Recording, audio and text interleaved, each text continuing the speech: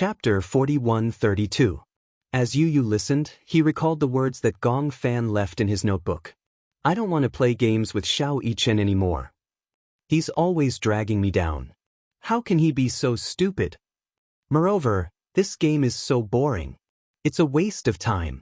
Yu wondered what Xiao Yichen would do if he knew what Gong Fan said about him. Don't you think that you're playing very badly? Xiao Yichen blushed. He did not look at him directly. Instead, he walked to the side awkwardly and said softly, I think my skills are okay. This game is not easy to begin with.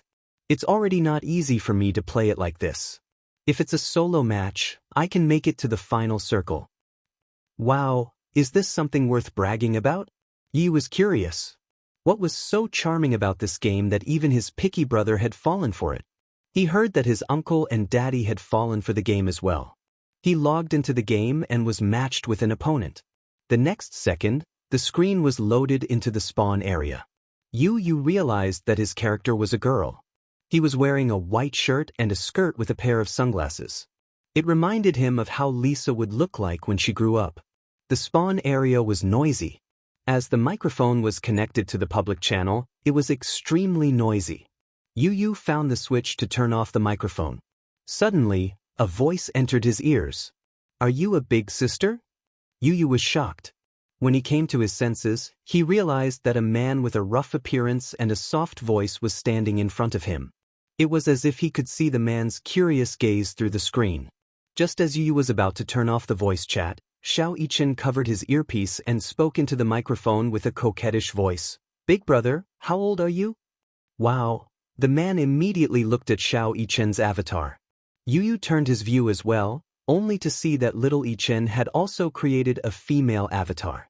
He despised him in his heart. You're a guy.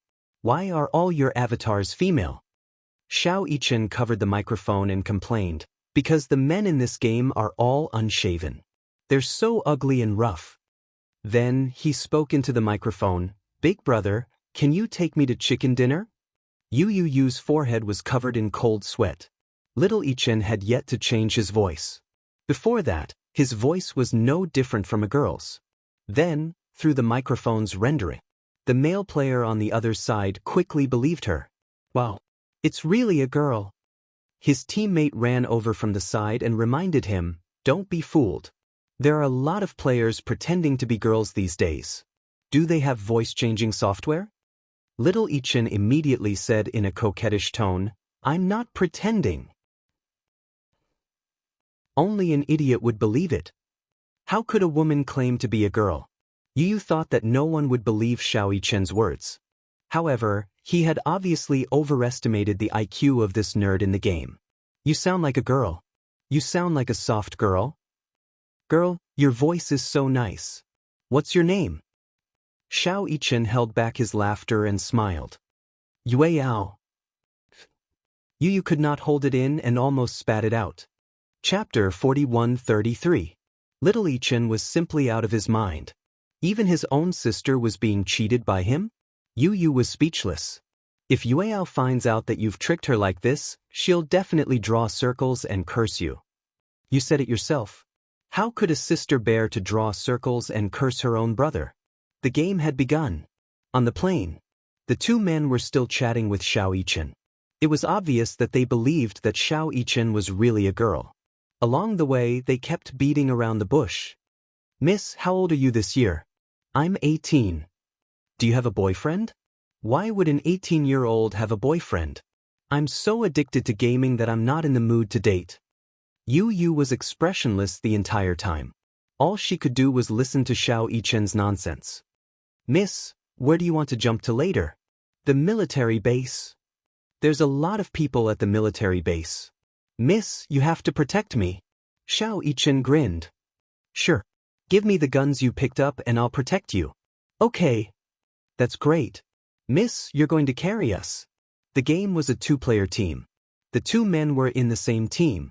However, Yu could tell that the two men were obviously trying to flirt with Xiao Yichen the entire time. She could also tell that they were very confident in their gaming skills. Miss, if you win this round, why don't we add each other as friends? Xiao Yichen smiled. Sure.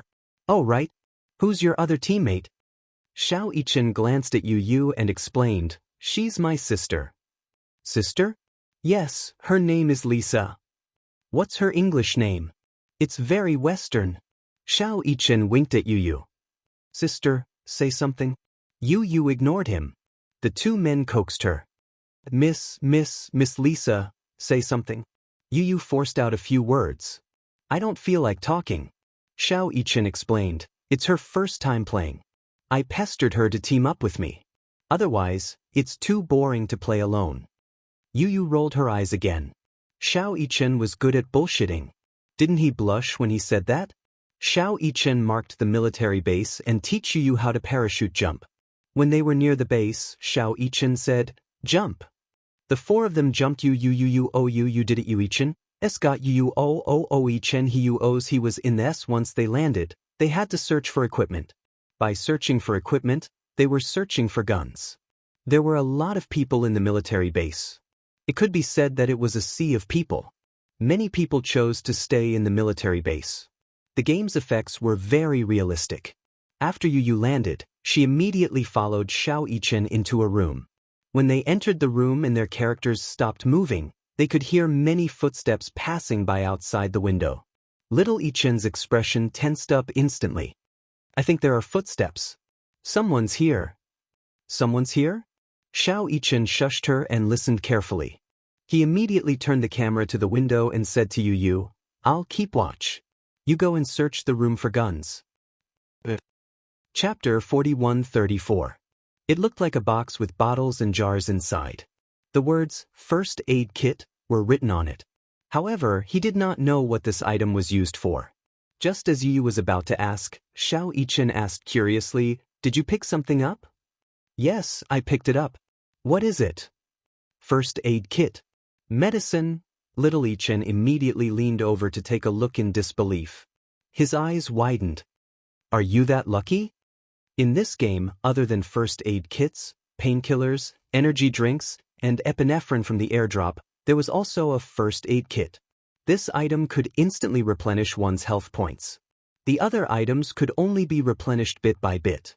Even a first aid kit could only replenish 70% of one's health points. However, first aid kits were very rare. It could be said that they were very hard to come by. Are you that lucky? Am I that lucky? Maybe it's because of the newbie halo. Xiao Yichen continued, there are still a few rooms and a few floors above. You can search them all. This house is quite big, maybe there are other treasures. Thus, the boy began to search for them in an orderly manner. Every time he picked up an item, Yu Yu would read it out loud. However, the more he read, the more Xiao Yichen wondered if Yu Yu's luck was off the charts. Special Forces Helmet, Military Bulletproof Vest, 8x Scope, 98K Sniper Rifle, M16 or something. I think it's an automatic rifle. It uses 56 bullets. The more Xiao Yichen listened, the more his eyes widened. There's also a huge backpack. This is too much. How can I be that lucky? Forget about the level 3 backpack, level 3 helmet, level 3 military vest, and the 98K. However, the 8x scope and the first aid kit were good items that he could not find even if he searched for them. Amazing. Outside the house, there was a fierce exchange of gunfire. If he went out, he would become a live target. Therefore, Xiao Yichen decided to stay in the house. Seeing that no one was coming in, Xiao Yichen went upstairs and asked Yu Yu to give him some guns. Yu Yu was still not very familiar with the operation. Fortunately, there was no one around, so Xiao Yichen taught him bit by bit. Although he was not familiar with the operation, he was very familiar with the computer, so he quickly familiarized himself with the operation. Xiao Yichen had never held such a good starting weapon before. With his 98K in hand, he crouched on the rooftop and aimed outside the window. Fortunately, they were in the safe zone. Through the 8x scope, Xiao Yichen saw people fighting and exchanging fire in another area.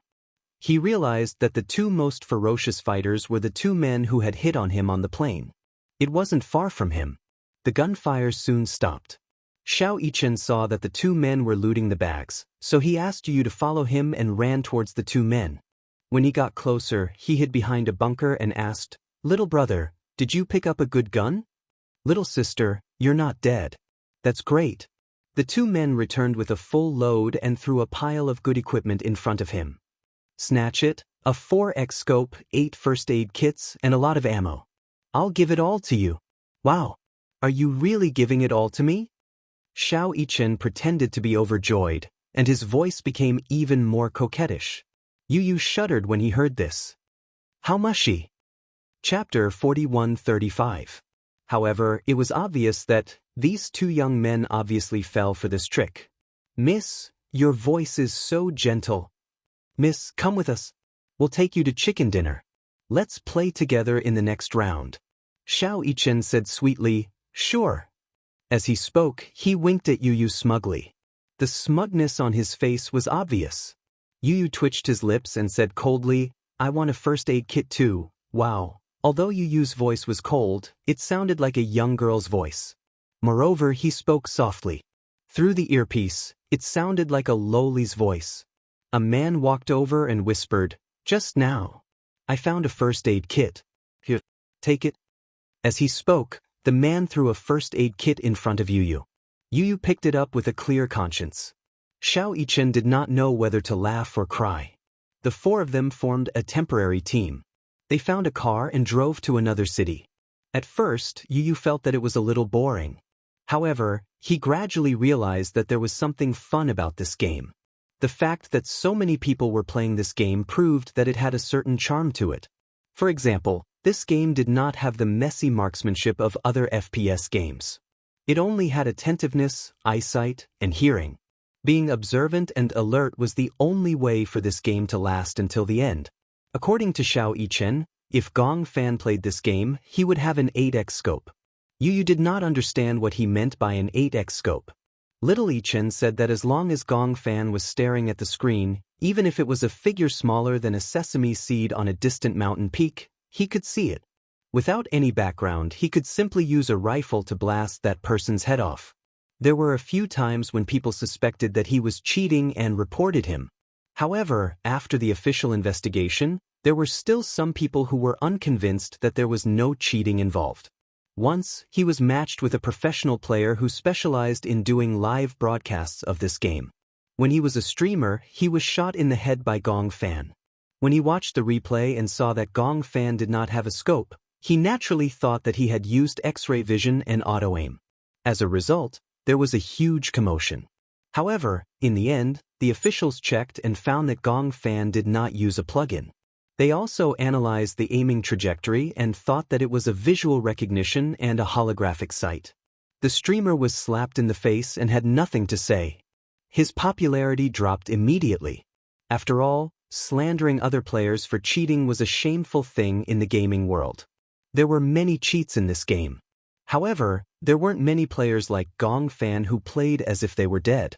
Little Yichen was also surprised that Gong Fan knew how to control the gun with some tricks to reduce the recoil of the gun when it was fired. He did not expect that Gong Fan, who had not been in contact with games, would be so good at such games. He also sighed. Why was it that even though they were born in the same mother's womb, his judgment was not as good as Gong Fan's? Gong Jie said that Gong Fan's dynamic vision was very good. There was once when they were playing table tennis. The ball was so fast, but he could actually see the trajectory of the table tennis ball clearly and even make predictions in advance. Gong Jie said that if Gong Fan were to play tennis, he would definitely be very good. Xiao Yichen was envious. Chapter 41:36. As the game progressed to the middle stage, the number of survivors on the map dropped to 29. In other words, other than the four of them, there were 25 players left. As Yu was not familiar with the game, he did not need to go out and kill people. It could be said that he was enjoying the fruits of someone else's labor. The other two young men and Xiao Yichen went around killing people.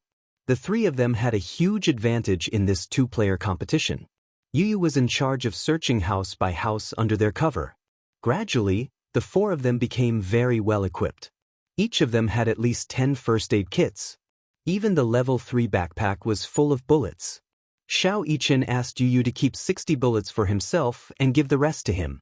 As for his backpack, he only needed to keep the first aid kit. In the final circle, The real battle was between grenades and first aid kits. Only by staying low could they get chicken dinner. However, what surprised Xiao Yichen was that not only was Yu Yu lucky, but he also had the Destiny Circle. As the name suggested, the Destiny Circle was a safe zone and a blue circle that would appear in the game. It was not called a blue circle but an electric field. Standing in the circle would cause one's health to decrease. Only by entering the safe zone would one be able to avoid such damage. The safe zone would slowly shrink. In other words, the players would be forced to damage each other until the final winner was decided. Yu Yu's face was extremely pale. He looked very lucky. Almost every time the safe zone refreshed, it would be under his feet. He had the newbie halo, but this halo was too scary. Xiao Yichen did not believe it. He asked Yu Yu to stand there and not move. Yu Yu hid beside the cabinet and lay there without moving. The safe zone refreshed twice, but it was still under his feet. The blue circle was getting smaller and smaller. There were not many players left in the game. There were only about 10 of them left. Xiao Yichen was determined to stay low. Yu Yu squatted in the corner. Outside the door, the two little brothers acted as her escorts, guarding the window and making tut-tut-tut sounds non-stop. In the end, there were only 4 people left. Xiao Yichen looked at Yu Yu, and Yu Yu looked at Xiao Yichen.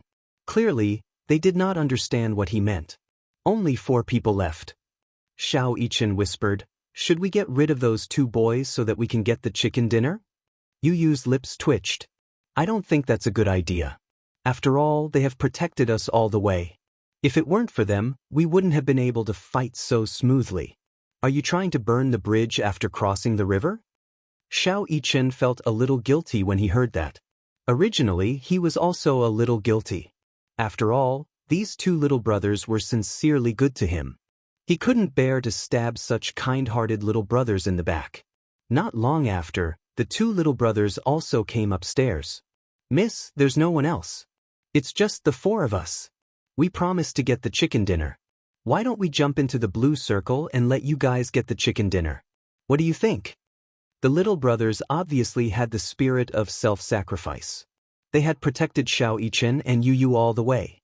In the end, they actually wanted to sacrifice themselves so that Xiao Yichen and Yu Yu could get the chicken dinner. Xiao Yichen felt even more guilty. "No need. You guys don't have to jump into the blue circle." Chapter 4137. However, the 2 young men said in the public chat, "We promised to bring you guys to win chicken dinner." "Miss, I think you're pretty good. Why don't we add each other as friends after the game ends and we can win chicken dinner together? What do you think?" Most men would be happy to meet a female player in a game like this. Most of the male players were heroes and wanted to be their bodyguards. This was a mysterious sense of mission. To them, bringing a girl to win chicken dinner was much more fulfilling than winning chicken dinner by themselves. Xiao Yichen looked at Yu Yu and hesitated.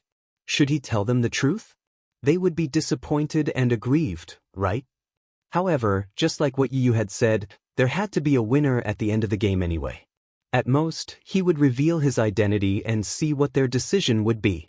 Hence, Xiao Yichen mustered up his courage and said, "Actually, we're not girls." There was a long silence. It was so silent that Xiao Yichen thought the computer had crashed. The local server of this game had not been released yet. The server was not very stable and would often go crazy. Xiao Yichen thought that the server had gone crazy. However, a speechless voice came from the other side. "You're not girls? Didn't you say that you're girls?" Xiao Yichen then realized that it was not because the server was lagging but because the 2 young men could not accept reality and were silent. Yu Yu covered his face and felt a little embarrassed. Pretending to be a girl to play games was too cowardly. There was almost no good gaming experience and no sense of mission to survive until the end. He only felt that he had to lie down all the way. Xiao Yichen explained awkwardly, "Actually, we're all boys." "You use voice changers." The boy's voice suddenly became angry. There was a type of software called a voice changer. When the software was turned on, the voice changer could be used to imitate other characters' voices. Some male players cheated and bought voice changers. Then they pretended to be girls and won chicken dinner. Players called these people lady boys. Xiao Yichen quickly explained, "It's not a voice changer. We're only 11, and we haven't started to change our voices yet, so. Before he could finish his sentence, he heard a flurry of footsteps. Then, the two male players rushed in front of them with guns in their hands. All he heard was an angry shout, "Liar!" Then, Xiao Yichen felt a burst of electric sparks on the screen. Tut tut tut. Two male players were shooting at them with their AKMs. Soon, an interface popped up on the screen. Keep up the good work and get the chicken dinner next time. The team was ranked second. Xiao Yichen was stunned and did not react for a long time. The two young men turned hostile. When they heard Xiao Yichen confess that he was a boy, they shot him and Yu to death. Xiao Yichen was completely dumbfounded. He had thought of countless endings, but he never thought that it would be such an ending. How could it be like this? Just because he lied to them that he was a girl, they turned their backs on him? They had killed 100 players all the way to the final circle. Shouldn't they have some revolutionary feelings? They were even comrades. Yu looked at Xiao Yichen's embarrassed expression and could not help but laugh out loud. Chapter 41:38. Yu laughed mercilessly, completely ignoring Xiao Yichen's embarrassment. You're laughing? You're still laughing?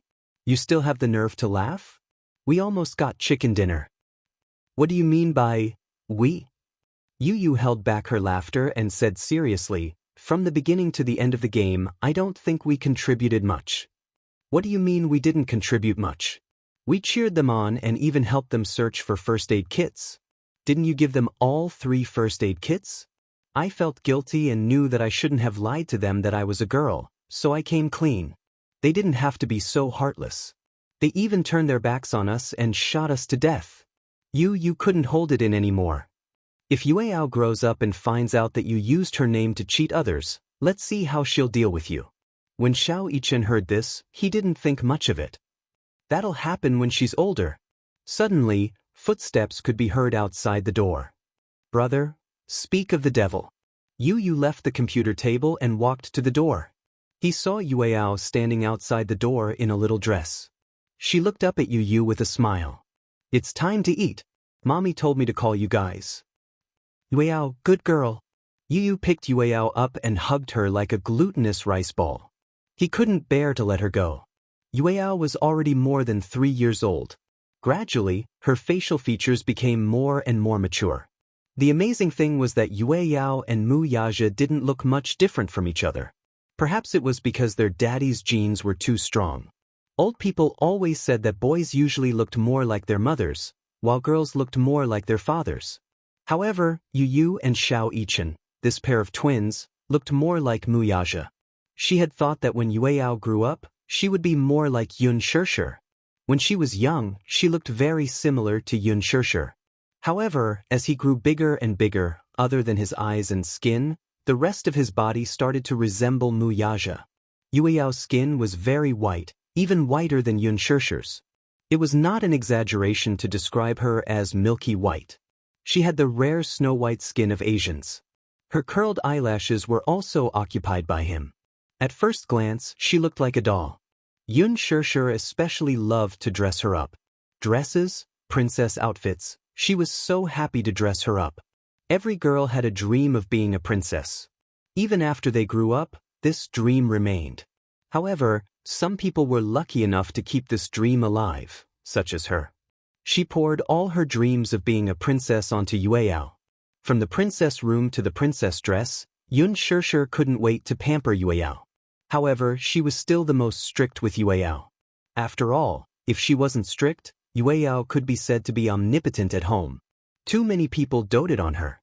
Mu Yaja, Gong Jie, Hua Jin, Yu, and Xiao Yichen. No one could bear to not dote on her. Especially Mu Yaja. He was a slave to his daughter. His servile nature was simply unseen. He could never bear to lose his temper at Yueao. The most memorable day was that day when Mu Yaja woke up in the morning and prepared to go to work.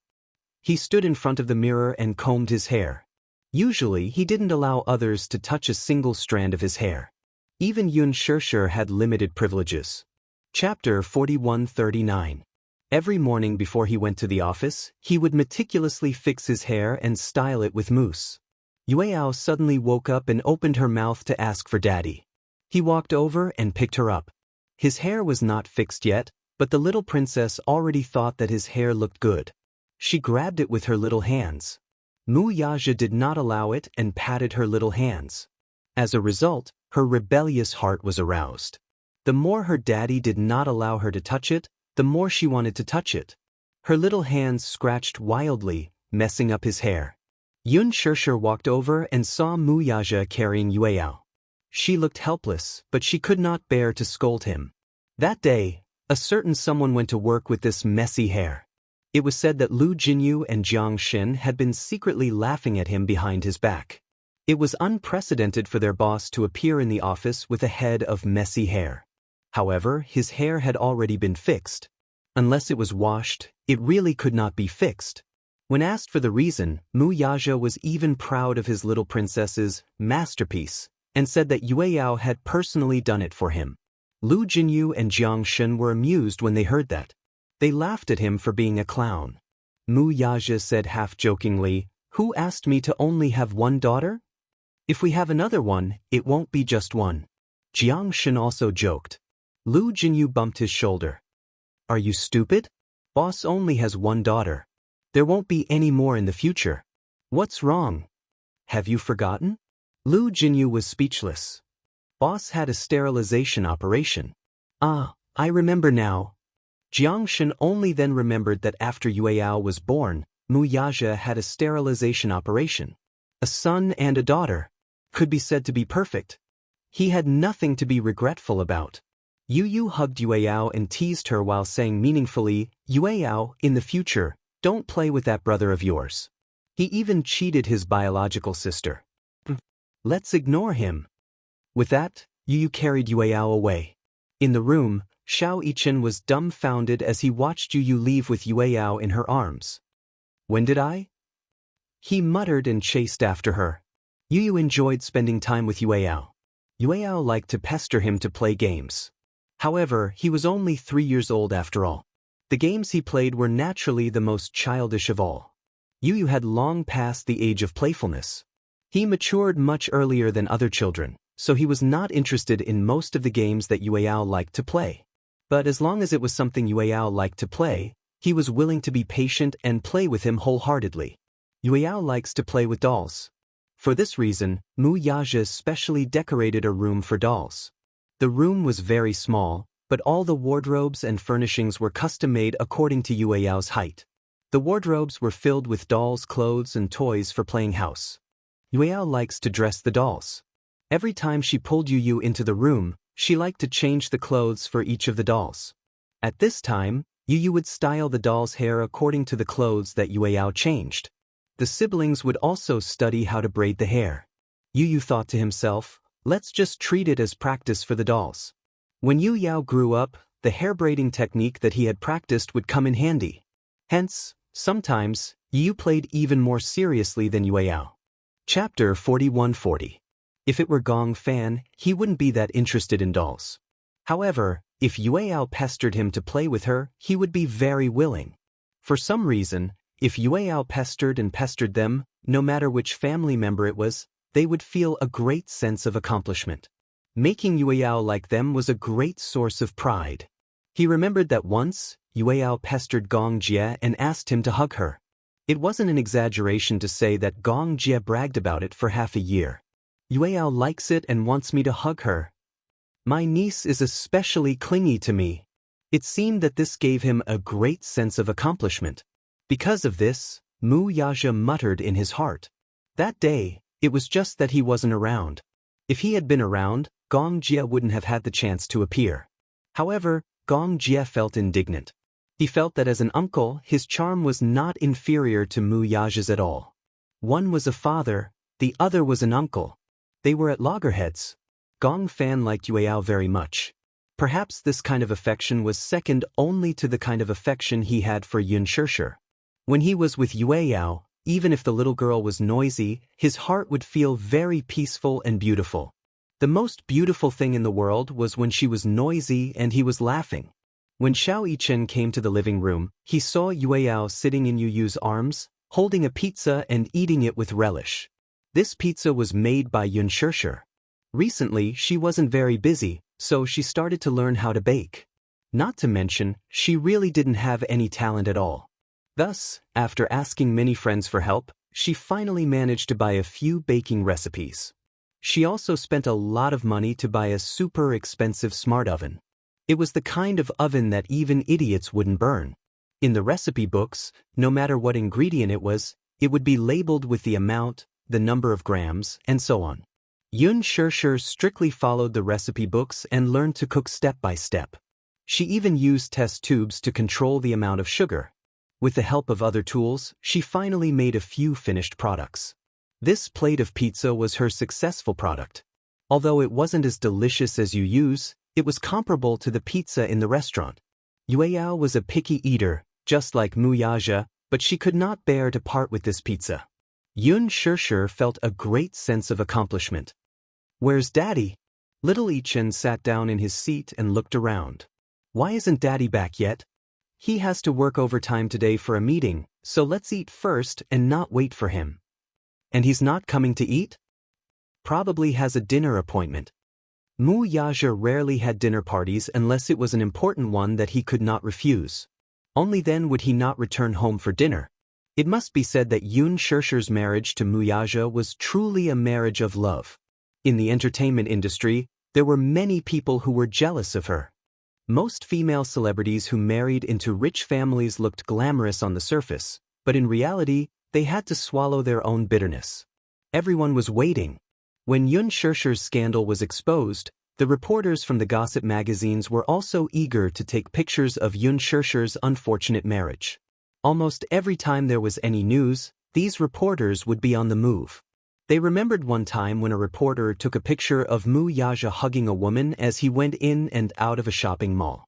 Hence, they spread the news that Wuxia was having an affair and that Xianxia had a love rival. In the end, a fan enlarged the picture and found that the woman in the picture was Xianxia herself.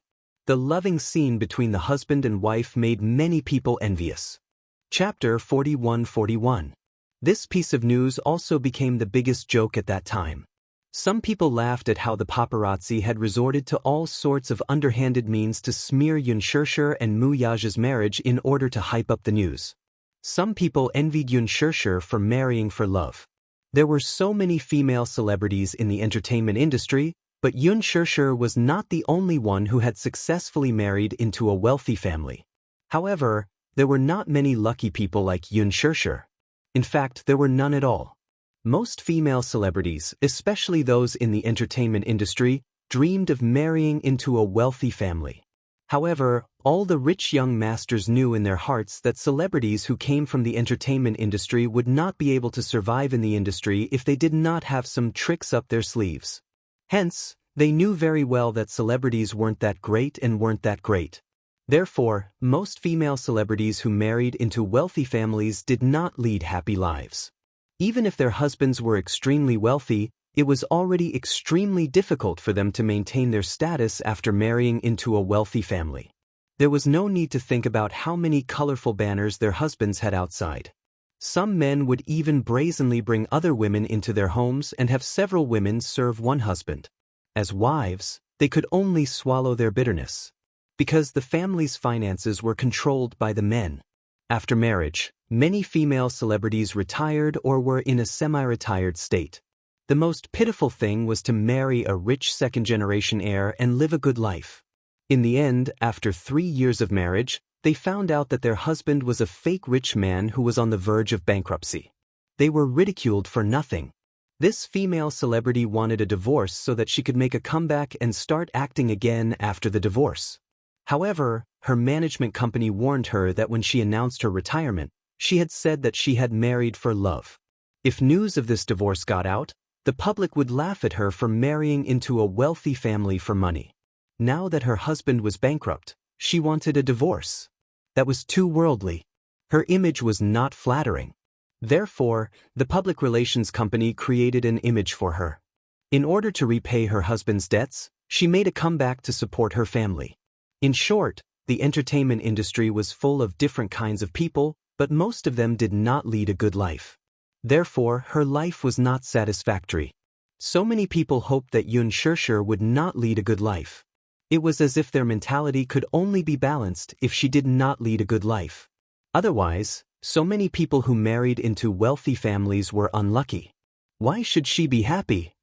There were even female celebrities who hired private detectives to secretly spy on Xianxia after she married Wuxia. However, the truth was that they saw it clearly. After marriage, Wuxia's business. The Xingyu financial group had replaced the Mu family's position in the capital and became the #1 wealthy family. However, after marriage, he cared a lot about the family. If it was not too important, he would usually leave it to Lu Jinyu and Xianxia to follow up. After having a daughter, this high-spirited man seemed to be even more gentle. In the past, whenever he appeared in front of the public, Wuxia would be unsmiling and aloof no matter what happened. Of yun of yun of yun of yun of yun of mu mu mu mu of yun of yun of yun. He was also willing to appear on camera. Occasionally, the media would muster up the courage to ask about the little princess, and he was willing to share some of his happiness after marriage. Chapter 41-42. Especially when it came to the time when he was a stay-at-home dad, he did everything by himself, from making milk powder to changing diapers. He worked hard to serve this little princess. The reporters did not believe it. What a joke. A man with a net worth of hundreds of millions actually did not hire a nanny and changed diapers himself. Didn't he find it dirty? Wuxia retorted matter-of-factly, "She's my own daughter. What's there to dislike?" There was a hint of displeasure in his tone. It was as if that question was blasphemy to his daughter. After getting married, even though Wuxia was a newlywed, he was slowly becoming more and more like a veteran. During the day, he hinted that he would go to work and leave work at 4 o'clock in the afternoon. During holidays, he would take his wife and children on holiday and even attend parent-teacher meetings personally. The entire entertainment industry was dumbfounded. What kind of person was Wuxia? After getting married, if it had been 1 or 2 years, it would have been fine. But after getting married for so long, there were no scandals at all. The only scandals were with his own wife. Wasn't that infuriating? Everyone was waiting to see Xianxia's drama, but in the end, they were slapped in the face. It was infuriating. What was the saying? Comparisons were odious. Why was it that other people's husbands, who were also rich young masters, were so happy and treated each other with respect, while they lived in such an abyss of suffering? It was unfair. Because of this, someone specially hired a water army to smear Xianxia's image. In the end, not long after, Wuxia did public relations and banned that female celebrity. He banned her just like that. He did not say many harsh words, but he did it cleanly, killing the chicken to warn the monkey. With this, no one dared to be rash. It's rare that daddy doesn't come home for dinner. Xianxia held a drumstick and asked curiously, "What's the matter?" "I don't know. You know, I don't know much about your daddy's work." Xianxia smiled and asked him, "How is it? Is today's drumstick better than the one you made last time?" Xianxia said, "And you're not allowed to compare with Yu." Xianxia quickly interrupted him. Yu held back her laughter. Xianxia thought about it carefully and subconsciously smacked his lips. Oh. Xianxia cleared her throat and said, "You're not allowed to smack your lips while eating." Xianxia smiled, revealing his pearly white teeth. "Because mommy cooks well." "Is it better than last time?" "Yes." "That's good." Xianxia had reached perfection. Anyway, it was fine as long as Xianxia liked it. Yu said, "Mommy's cooking skills are improving." Upon hearing this, Xianxia lowered her voice and whispered into his ear, "You don't know how expensive mommy's cooking books are." Last time, she even secretly wanted to sign up for a cooking class. If even that doesn't taste good then, Xianxia's ears were sharp and she heard it. "What did you say?" "I said," Xianxia immediately said, "I just said that Yu's cooking skills are so good. He must have inherited mommy's talent. It's just that mommy didn't show it in the past." "Is that so?" Xianxia looked at Yu suspiciously. Xianxia also looked at Yu. Yu glanced at him and raised her eyebrows. Xianxia looked as innocent as a little deer. Xianxia just said that if mommy cooks for him every day, He will be so happy that he won't know what to do. Xianxia was relieved to hear Yu say this. Chapter 41-43. Luckily, his mommy was a sweet and naive girl. She could be coaxed easily. Otherwise, he would have lost his ears. Xianxia was secretly delighted and settled down. Yu reached for the fries, obviously wanting to eat them. Yu immediately took a free for her. When Xianxia saw this, he immediately took a free and presented it to her as if it was a treasure. The two fries were placed in front of her. One was from Yu's hand, and the other was from Xianxia's hand. Without any hesitation, Yue grabbed Yu's finger and snatched the fries from his hand, eating them with relish. Luckily, Xianxia wasn't a puppy. If his ears were long enough, they would have drooped by now. Are the fries that Big Brother gave you not nice? Xianxia wagged his tail like a puppy. He looked at Yue pitifully and said pitifully, "Why don't you want my fries?" Yue said in her baby voice, "Your hands aren't as good-looking as little brother's." Was this a reason? Xianxia looked at his hands and then looked at Yu's hands. Although they weren't exactly the same, there wasn't much difference. Which part isn't good-looking? Xianxia pouted unhappily, but he was deliberately teasing Yue. Yue immediately reached over with her oily hands and turned Xianxia's hands around. She pointed at the rough calluses on his palms and said, "Look, your hands aren't as good-looking as little brother's." Yu frowned slightly when she saw this. The only big difference between Xianxia's hands and his was probably their palms. His palms were clean, but Xianxia's palms had been sent to the special training camp by Wuxia when he was young. Because of the recoil, it was inevitable that Xianxia's palms would have some calluses. Xianxia looked at them and suddenly laughed. He said to Yue, "But I can protect you.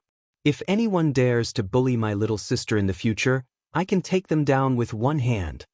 Yue was teased and revealed her cute little front teeth. At first glance, she looked like a naughty little bunny. Xianxia couldn't help but look at her affectionately. He had looked at Yu like this many times, and he couldn't help but feel the urge to give her the best things in the world. However, no matter how he thought about it, wasn't this cute little sister of his the best? Little Ichin asked again, "Do you want these fries, then?" "I want that." Little Yue pointed at the ketchup. Xianxia immediately squeezed some ketchup and dipped it into the fries. Yue panicked when she saw this. She knew that the ketchup was delicious, but until now she still couldn't pronounce the words ketchup skillfully. Xianxia taught her, "This is ketchup." "Ketchup? Yes, that's right." Xianxia brought the fries to her mouth. Yue immediately opened her mouth wide, afraid that the sauce would get on her lips. She was a clean freak and loved cleanliness. In the end, no matter how much she opened her mouth was too small and the sauce still got on the corner of her lips. "Aya!" Yue scrunched up her little face. "It's dirty." Xianxia immediately picked up a tissue and coaxed her, "Big Brother will wipe it clean for you. Don't move." Little Yue obediently stopped moving. She pouted and let him wipe it.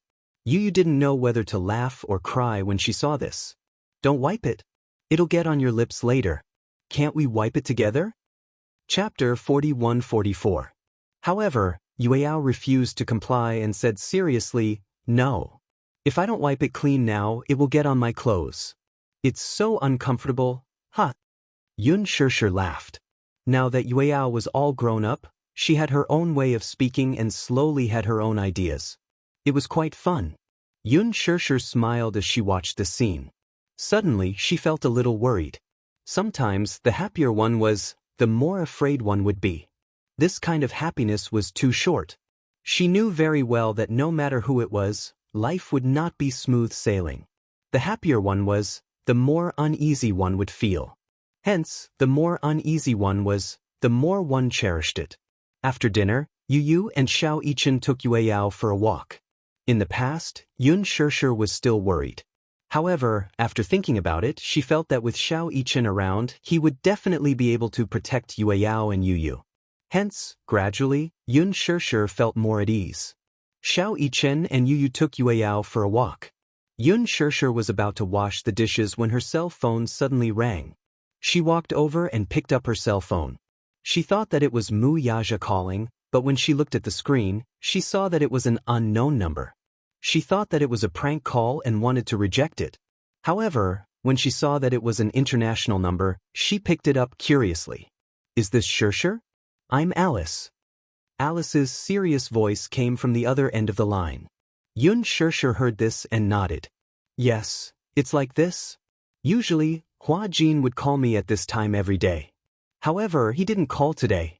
I called him, but no one picked up for a long time. What's going on? Xianxia's heart skipped a beat when she heard this. Alice agreed to hand Natalia over to Hua Jin on the condition that Hua Jin cooperated with Alice to keep an eye on Natalia. It wasn't that they were monitoring the prisoners. Instead, it was Natalia's second personality. Until now, no one understood it. Therefore, Hua Jin had to cooperate with Alice. Every night, he would report Natalia's situation to Alice. However, today was the only day that they did not call. Alice was a little worried. I didn't want to trouble you, but Gong Jie is not here. If it's convenient for you, can you go and see what's going on? Xianxia immediately agreed. Okay, I'll go right away. Okay, be careful on the road. Xianxia hung up the phone and stood up. She instructed the housekeeper to inform Xiao Yichen and Yu Yu when they returned with Yue Yao that she had something to do. She grabbed her coat and left the house in a hurry. It was not far from Hua Jin's villa. Xianxia arrived 20 minutes later. She parked her car and walked to the door to press the doorbell. The villa was equipped with a butler and housekeeper. The butler opened the door. He recognized Xianxia and greeted her respectfully. Hello. I know. Is Hua Jin at home? Young master is at home. The butler was a little puzzled. May I know what's the matter? I want to see him. Xianxia walked past him hurriedly and was about to enter the villa. The butler stopped her. Young master is still resting. Resting? Xianxia was puzzled. It's not even nighttime yet. Why is he asleep so early? It's not that he's asleep. He hasn't woken up since last night. Xianxia widened her eyes. What? He's still not awake. He slept for a day and a night? Chapter 41-45. What's going on? Xianxia's expression turned serious. Is he sick? The butler reported truthfully, I'm also worried if he's sick. But I've also taken a thermometer. His temperature is normal and there aren't any adverse reactions. He's just become especially sleepy. Sleepy? Xianxia muttered this word silently. She didn't know why her eyelids suddenly twitched. Recently, Gong Fan had become especially sleepy. He had never been like this in the past. Ever since that day, after his afternoon nap, Gong Fan had never appeared again. Dual personality was a very complicated illness. If she wanted to find out about this personality, she wouldn't know how to meet him unless she went through a psychiatrist or a psychiatrist. What was going on? Gong Fan was the same. Hua Jin was the same. What exactly happened to the two of them? Xianxia couldn't figure it out. Anyway, I want to see him. I'll bring you there. Xianxia was about to step in when a strange voice came from behind her. Xianxia? This familiar voice made Xianxia turn around immediately. She looked over and saw Qin Zhou and Liang Yin standing behind her. They looked equally confused. Why you here? The two of them said almost at the same time. Xianxia smiled, but she couldn't bring herself to smile. I'm here to see Hua Jin. What a coincidence. Qin Zhou curled his lips and walked over. I called Hua Jin. I heard that he's not feeling well, so I came to see what's going on. He told you that he's not feeling well? Qin Zhou nodded. I called him to talk about the termination of the contract. He said a few words vaguely and hung up. I was a little worried, so I decided to visit him personally. Xianxia noticed Liang Yin at the side and smiled politely at her. Liang Yin, on the other hand, was at a loss of what to do. Although it wasn't the first time they met, standing in front of Xianxia, who was so gentle and beautiful, she couldn't help but feel ashamed of her inferiority. You don't have to be so reserved with her. Xianxia was a nice person. She didn't put on airs. Just treat her as an ordinary person. Qin Zhou said. When Liang Yin heard this, She felt even more uneasy. Xianxia smiled. It's nothing. Since she's Qinzhou's friend, she's also my friend. However, now is not the time to chat. Let's go and see Huajin first. Liang Yin was also a little worried about Huajin, so the three of them walked through the door. There was no one in the living room, and the housekeeper was cleaning. When she saw them, she was shocked. The butler stepped forward and asked, "Is young master still resting?" "That's right." The nanny came back to her senses and immediately said, "He's still in the room. He hasn't woken up yet." "Let's go up and take a look."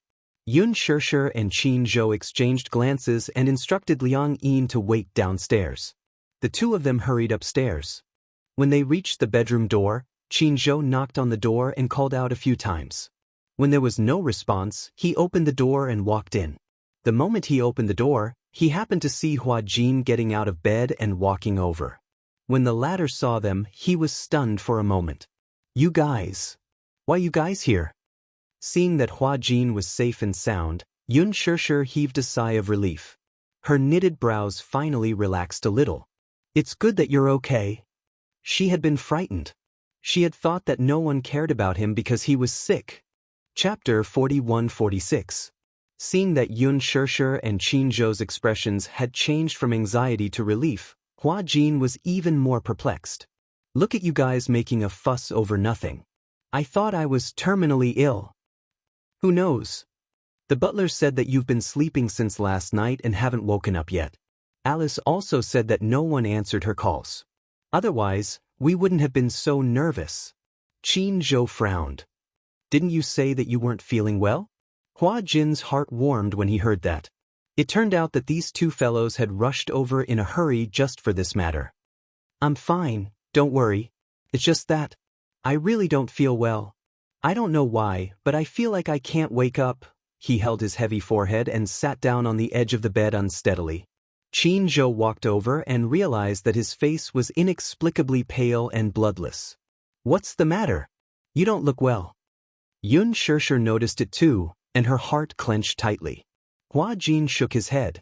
"Probably because I was too tired recently and didn't get enough rest." He comforted them, but in fact, he didn't know why he had become so lethargic and his mental state was so bad. Where's Natalia?" Huajin suddenly thought of her. Xianxia was curious when he mentioned Natalia, but she said, "She should be well taken care of by the nanny. Don't worry. When we first came in, they were all very casual. She must have been well taken care of. You, on the other hand, do you want to go to the hospital for a checkup?" "Hospital?" Huajin looked terrified. "I don't want to go to the hospital." "Why?" "There are so many people in the hospital. If I show up, who knows what news will come out." After he said that, Xianxia and Qinzhou suddenly looked at each other and burst out laughing. Huajin was so afraid of going to the hospital, not because he was afraid of doctors or injections. Something very interesting had happened previously. Huajin had gone to the hospital for a checkup because of his severe cold. As a result, he attracted the attention of his fans. While he was waiting for the test results, the hospital was overcrowded. He wore a mask and sat at the entrance of the anorectal department. Because he had a severe cold, his head was heavy and his feet were light. He didn't notice the fans who were secretly taking pictures of him. He was even smug that his disguise was so successful that he wasn't recognized. As a result, the photo of him wearing a mask and sitting at the entrance of the anorectal department was secretly taken by fans and posted online. Many people noticed that he was sitting at the entrance of the department and could not help but imagine. Is Huajin a bottom? Could the rumors be true? Does Huage? No way. Huajin Appa. He is the bottom one. Huajin isn't surprised, but what's surprising is that the rumors are actually true. He actually go to the hospital. Will he be all right? It was only then that Huajin realized what had happened. When he saw these comments and rumors online after he recovered, he almost vomited blood. These fans' ability to talk from just looking at pictures was too scary. He had just had a severe cold. Why did the rumors become so exaggerated? Chapter 41-47. As a result, Huajin was traumatized by the hospital. He had to stay away from it. Don't worry. It's not a big problem. Although Hua Jin didn't know why he was so sleepy, he was sure that it had nothing to do with his health. Yun Shishir was also helpless. However, seeing how insistent Hua Jin was, she couldn't do anything about it. You still remember that? Qin Zhou snorted and threw a stack of newspapers in front of him. Why don't you explain why you want to terminate your contract with Huan Yu and this news? His tone was a little unfriendly. He seemed a little angry. Hua Jin had left without saying goodbye. He had even rushed to finish filming his movie. He had made an inexplicable phone call and told Qin Zhou that he had decided to semi-retire and would not accept any jobs for the time being. He was also willing to bear all the responsibility for breaching the contract. Qin Zhou was a little surprised. When he asked for the reason, Hua Jin didn't say much. He only expressed his guilt towards him. It wasn't easy for Qin Zhou to nurture him for so many years. Now that Hua Jin had announced his semi-retirement, Qin Zhou was even doubting himself. What kind of system was he in? Why did the artists under him suddenly quit for no reason? Except for Gu Xingzi. Whether it was Yun Shishir or Hua Jin, one had retired for the sake of her family and the other had retired for unknown reasons. Just when he was confused, he saw a piece of news on the media. The paparazzi had taken a picture of Hua Jin carrying a girl to the mall. He was holding Natalia's hand and taking her to the children's section to buy toys. Coincidentally, this reporter was also shopping in the mall and casually recorded it with his phone. Without any effort, it created a sensational piece of news in the entertainment industry. Hua Jin's illegitimate daughter exposed? Popular young actor Hua Jin appears in a bustling mall holding a mixed-race girl's hand. Their relationship is confusing. In addition, the news that Hua Jin was going to semi-retire from the entertainment industry spread like wildfire. As a result, everyone suspected that Hua Jin had an illegitimate daughter and was being forced to get married. So, he decided to get married, retire from the entertainment industry, and give up on his acting career. Hua Jin stared dumbfoundedly at the extravagant reports in the newspaper. His sluggish expression was almost distorted. What nonsense is this? That's what I want to ask you. Qin Zhou said unhappily, why didn't you tell me that you had an illegitimate daughter? Even if there's something that's hard to say, I won't blame you if you tell me. You said you wanted to retire without saying a word. Do you respect me? Hua Jin was speechless. He said with a headache, actually, I don't know how to sort out this relationship, but the child really isn't mine. Not yours? Qin Zhou expressed his doubts. Really? Don't you know me? Hua Jin felt wronged and said, am I the kind of person who messes around? That's not it. Qin Zhou changed the topic and said, you're a delicate little flower. You can only be trampled on, but you don't have the ability to trample on others. Hua Jin hugged the blanket and felt extremely wronged. That's too much. I'm very obedient, I won't do those kinds of things. You're not allowed to criticize me like that. All right. Qin Zhou regained his serious expression. May I know the background of this child? Chapter 41-48. Your responsibility? Qin Zhou was even more surprised now. What was all this about?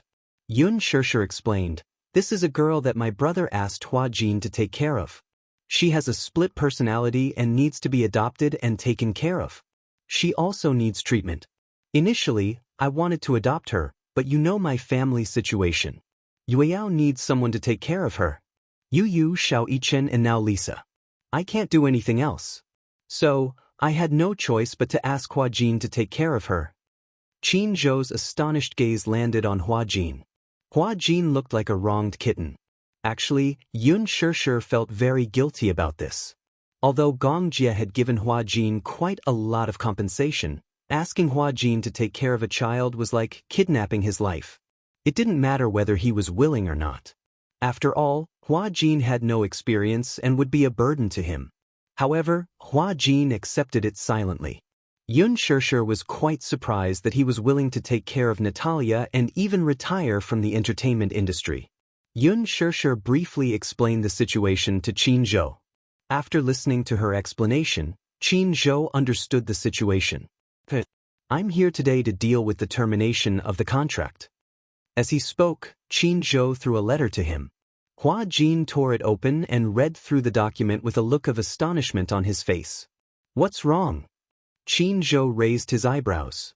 Do you have any objections to the termination of the contract? Why is the penalty blank? Hua Jin blinked.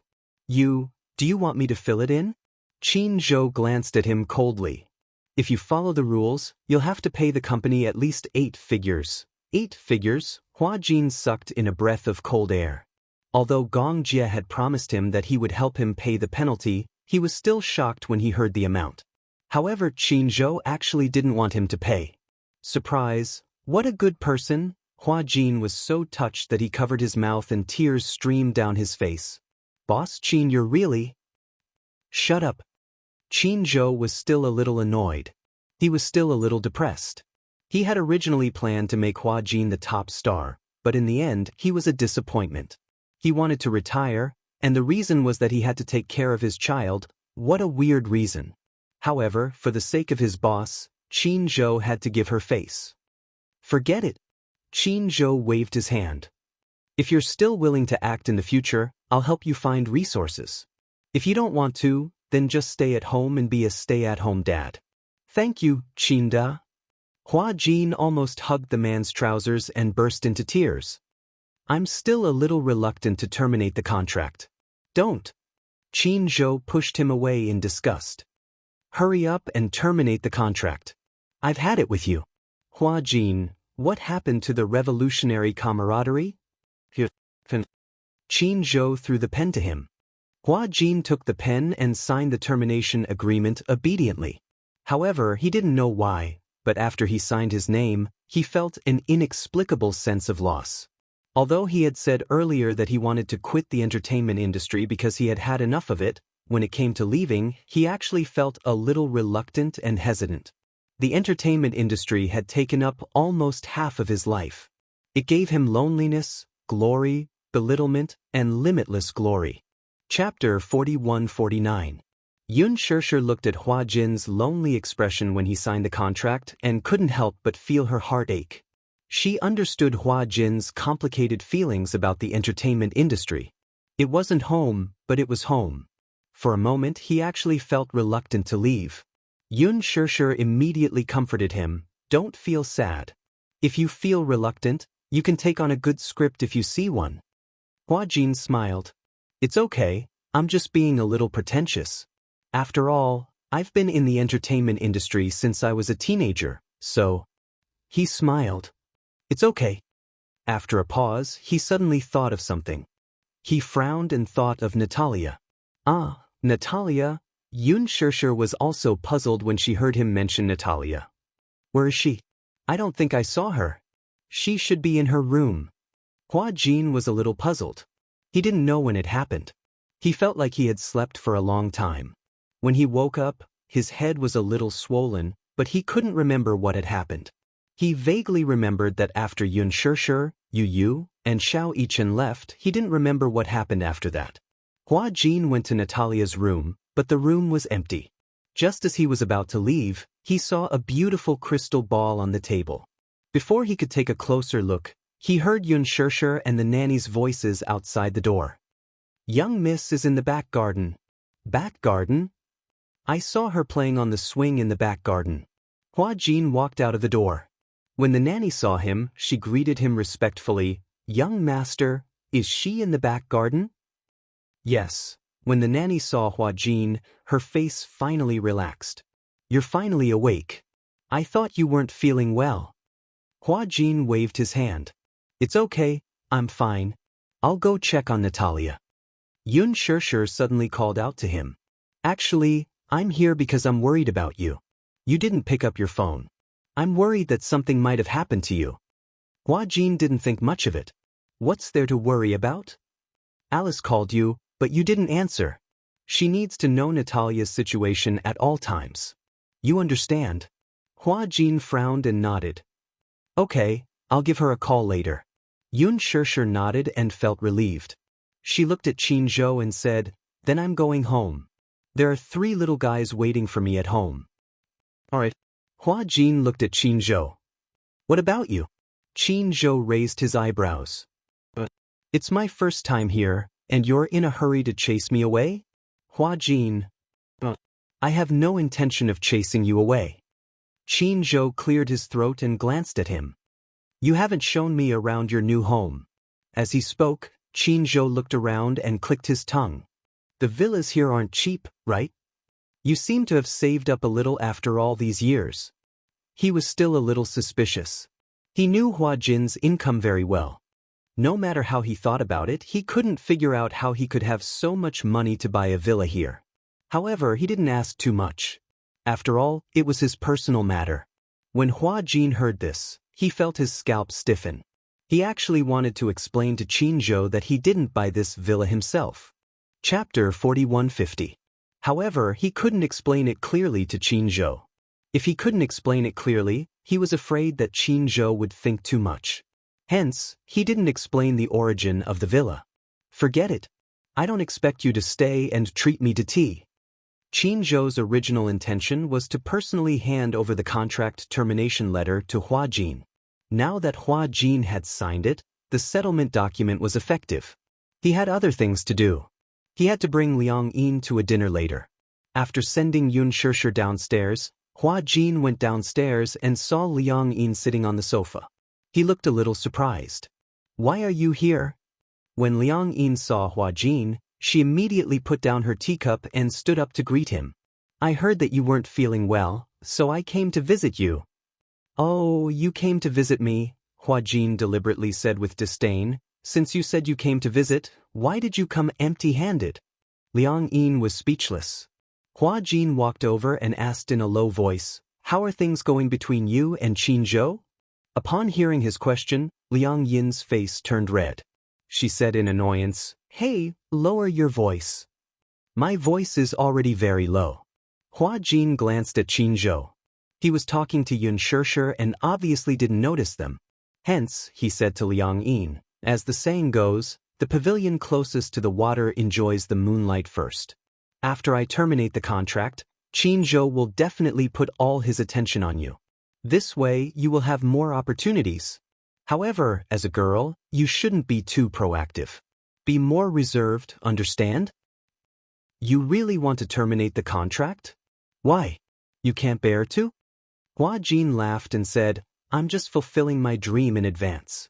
Look, I don't have to work and I can travel around the world to my heart's content. Isn't that good?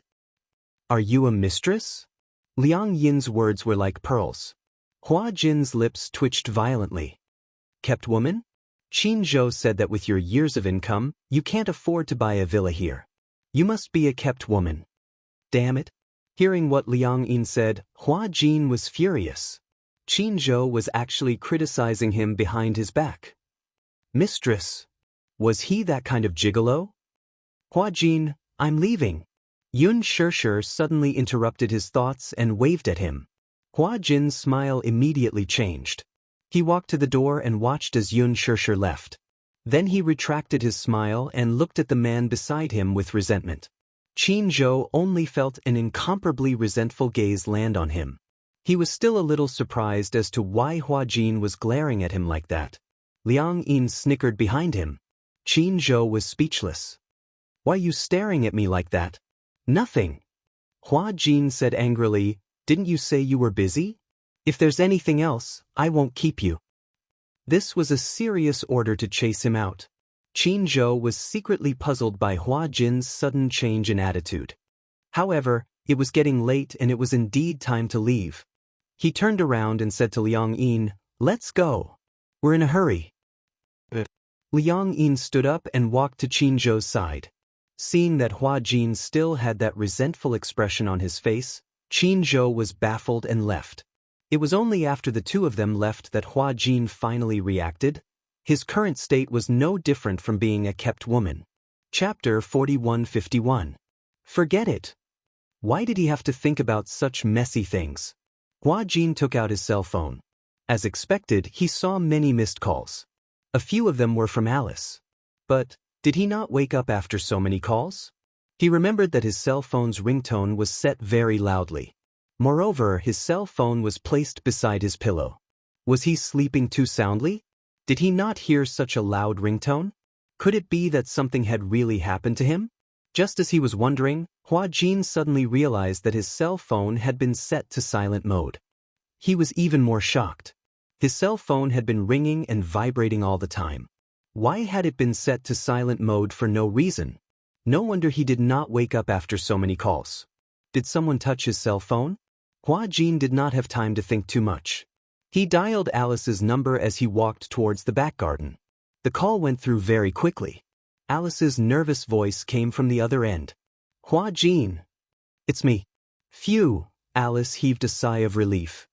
Why didn't you pick up after calling you so many times? I fell asleep, Hua Jin explained. I accidentally set my cell phone to silent mode, so maybe I didn't hear it. Alice was stunned for a moment before she muttered, false alarm. Next time, don't set your cell phone to silent mode. Be careful. Otherwise, if you miss my call, I'll feel uneasy. How's Natalia now? Alice asked worriedly. Hua Jin happened to walk to the balcony. From his angle, he could see Natalia playing on the swing in the back garden. The little girl could actually sit still. Even if she was alone, she could still enjoy herself. He replied, she's fine. Now, she's playing on the swing by herself. You didn't notice anything strange about her, right? Strange? Hua Jin shook his head. No. After a pause, he suddenly changed the topic. Speaking of which, does Natalia really have dual personality disorder? Yes.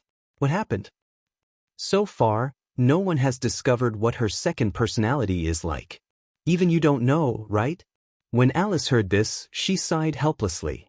I haven't known her for a long time, but her illness is different from Yu's. Her second personality was created by an outsider, and it's not a split mental world. What's the difference between this and Yu? Apart from the fact that one is a split in self and the other is a split in others, there doesn't seem to be any difference.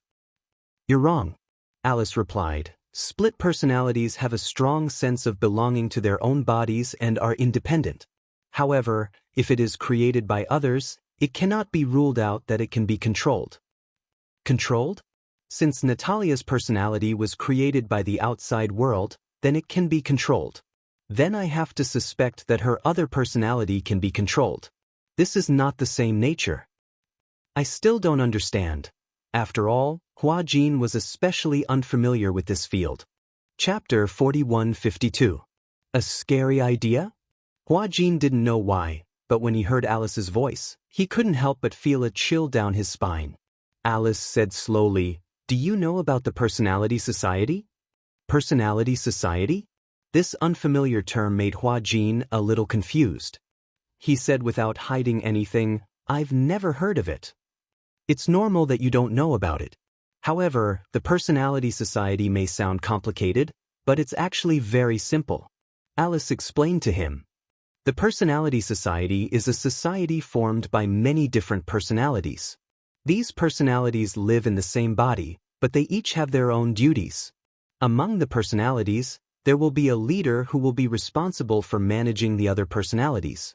At the same time, this kind of personality also has the right to exile the other personalities.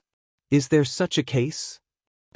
Alice continued. So, Professor Romanka hopes to create a personality society and cultivate a leader personality.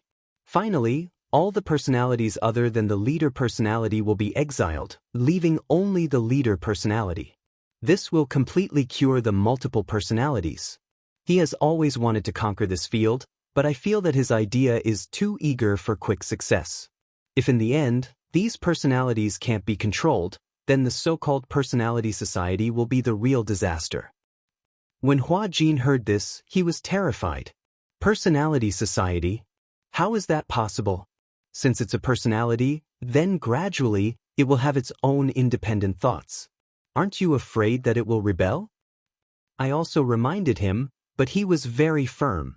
He even started this experiment in private. I was very opposed to it, but he won't listen to my opinion at all. Then, how did you take Natalia from him? Because, Alice smiled sinisterly. I had evidence that he used underage girls to conduct illegal experiments. Also, I threatened him that if he didn't hand her over with my ability, I would definitely ruin his reputation. He was afraid, so he handed her over to me. But, even if Natalia was handed over to you, I had to keep an eye on her at all times. No one knows what her second personality is like. If it's a dangerous personality, I have to take her back. Hua Jin nodded. Alice sighed. I'm worried about you. If you develop feelings for Natalia, you won't be able to bear to part with her. Gong Jie entrusted her to me, so I will definitely take good care of her. If you want to bring her back, I will definitely cooperate. Then, report her situation to me at any time. Sorry to trouble you. It's nothing.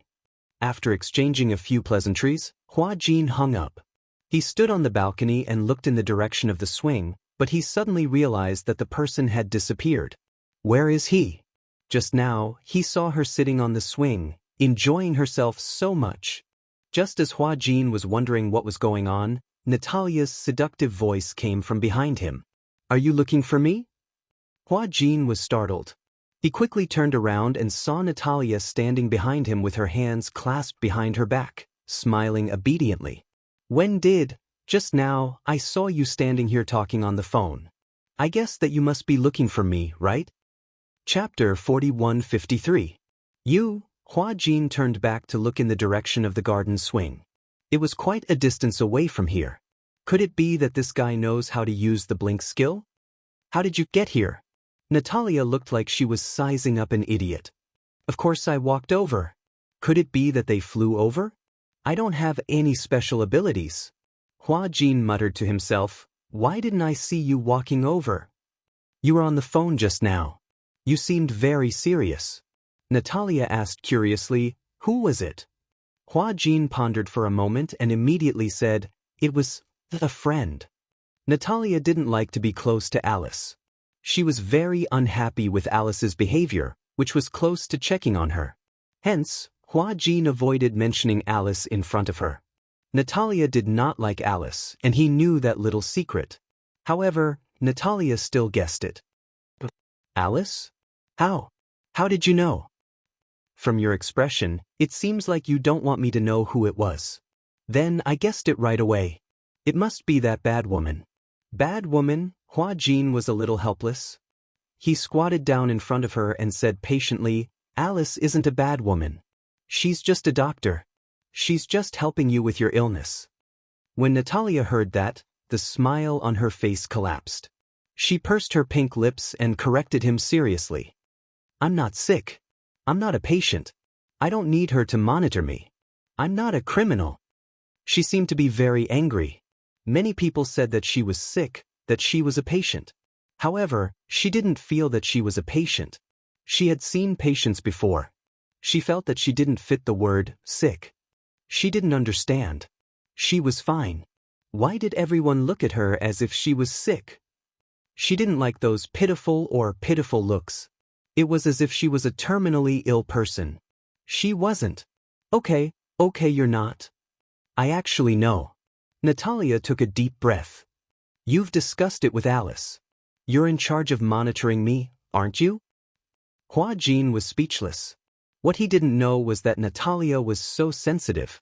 Despite her young age, she had already noticed all of this. Seeing his expression, Natalia was disappointed and even disappointed. Slowly, she started to get closer to Hua Jin and developed feelings for Hua Jin. However, just as she was about to open her heart, this realization made her extremely disappointed. She looked around coldly and expressionlessly said, This beautiful garden is just for me to stay in this prison. At least, I won't be so lonely. You said you wanted to accompany me, but it was only because Daddy couldn't bear to see me alone, right? Hua Jin was at a loss for words, not knowing what to say. Sometimes I find it strange. Why is it that the way you look at me, you clearly want to be friends with me, but it makes me feel a little uncomfortable? You sympathize with me and pity me, right? Natalia's sharp question made Hua Jin a little nervous. He did pity this child, but it wasn't purely because he liked her. He didn't really like children that much. Chapter 4154. He even thought that if he was going to be alone in the future and would not be able to get married, then he would want to be a dink. He would actively do charity and donate his excess assets to those who were seriously ill or poor, but he would never think of adopting. He had accepted Gongjia's conditions only because he had a responsibility and a lot of helplessness. He didn't really like Natalia. I know you don't like me very much. Since you don't like me, I won't force you to like me. Then, please don't force yourself to like me. As Natalia said this, her lips curved into a smile. But I will still get along with you peacefully. As she said this, she turned around and walked back into the room. Hua Jin looked at her back view silently. For a moment he felt an inexplicable sense of helplessness. How could that be? Didn't I see that your relationship with Natalia has improved a lot that day at the amusement park? It was late at night. On the balcony, Hua Jin leaned against the railing, holding his cell phone and complaining to Xianxia. Maybe I really don't have the talent to be a stay-at-home dad. I've tried my best to get on her good side, but this child is so sensitive. With just one look, she denied everything I've done. She's only 6 or 7 years old, but her mind is already so delicate and mature. When Xianxia heard this, she couldn't help but laugh. This is very similar to Yu. Is it? Yu has been very sensitive since he was young. To what extent can he do? Even with just one look, he can tell whether that person likes or dislikes him. Natalia is the same. Hua Jin sighed helplessly. I don't mean to dislike her. It's just that, she appeared too suddenly.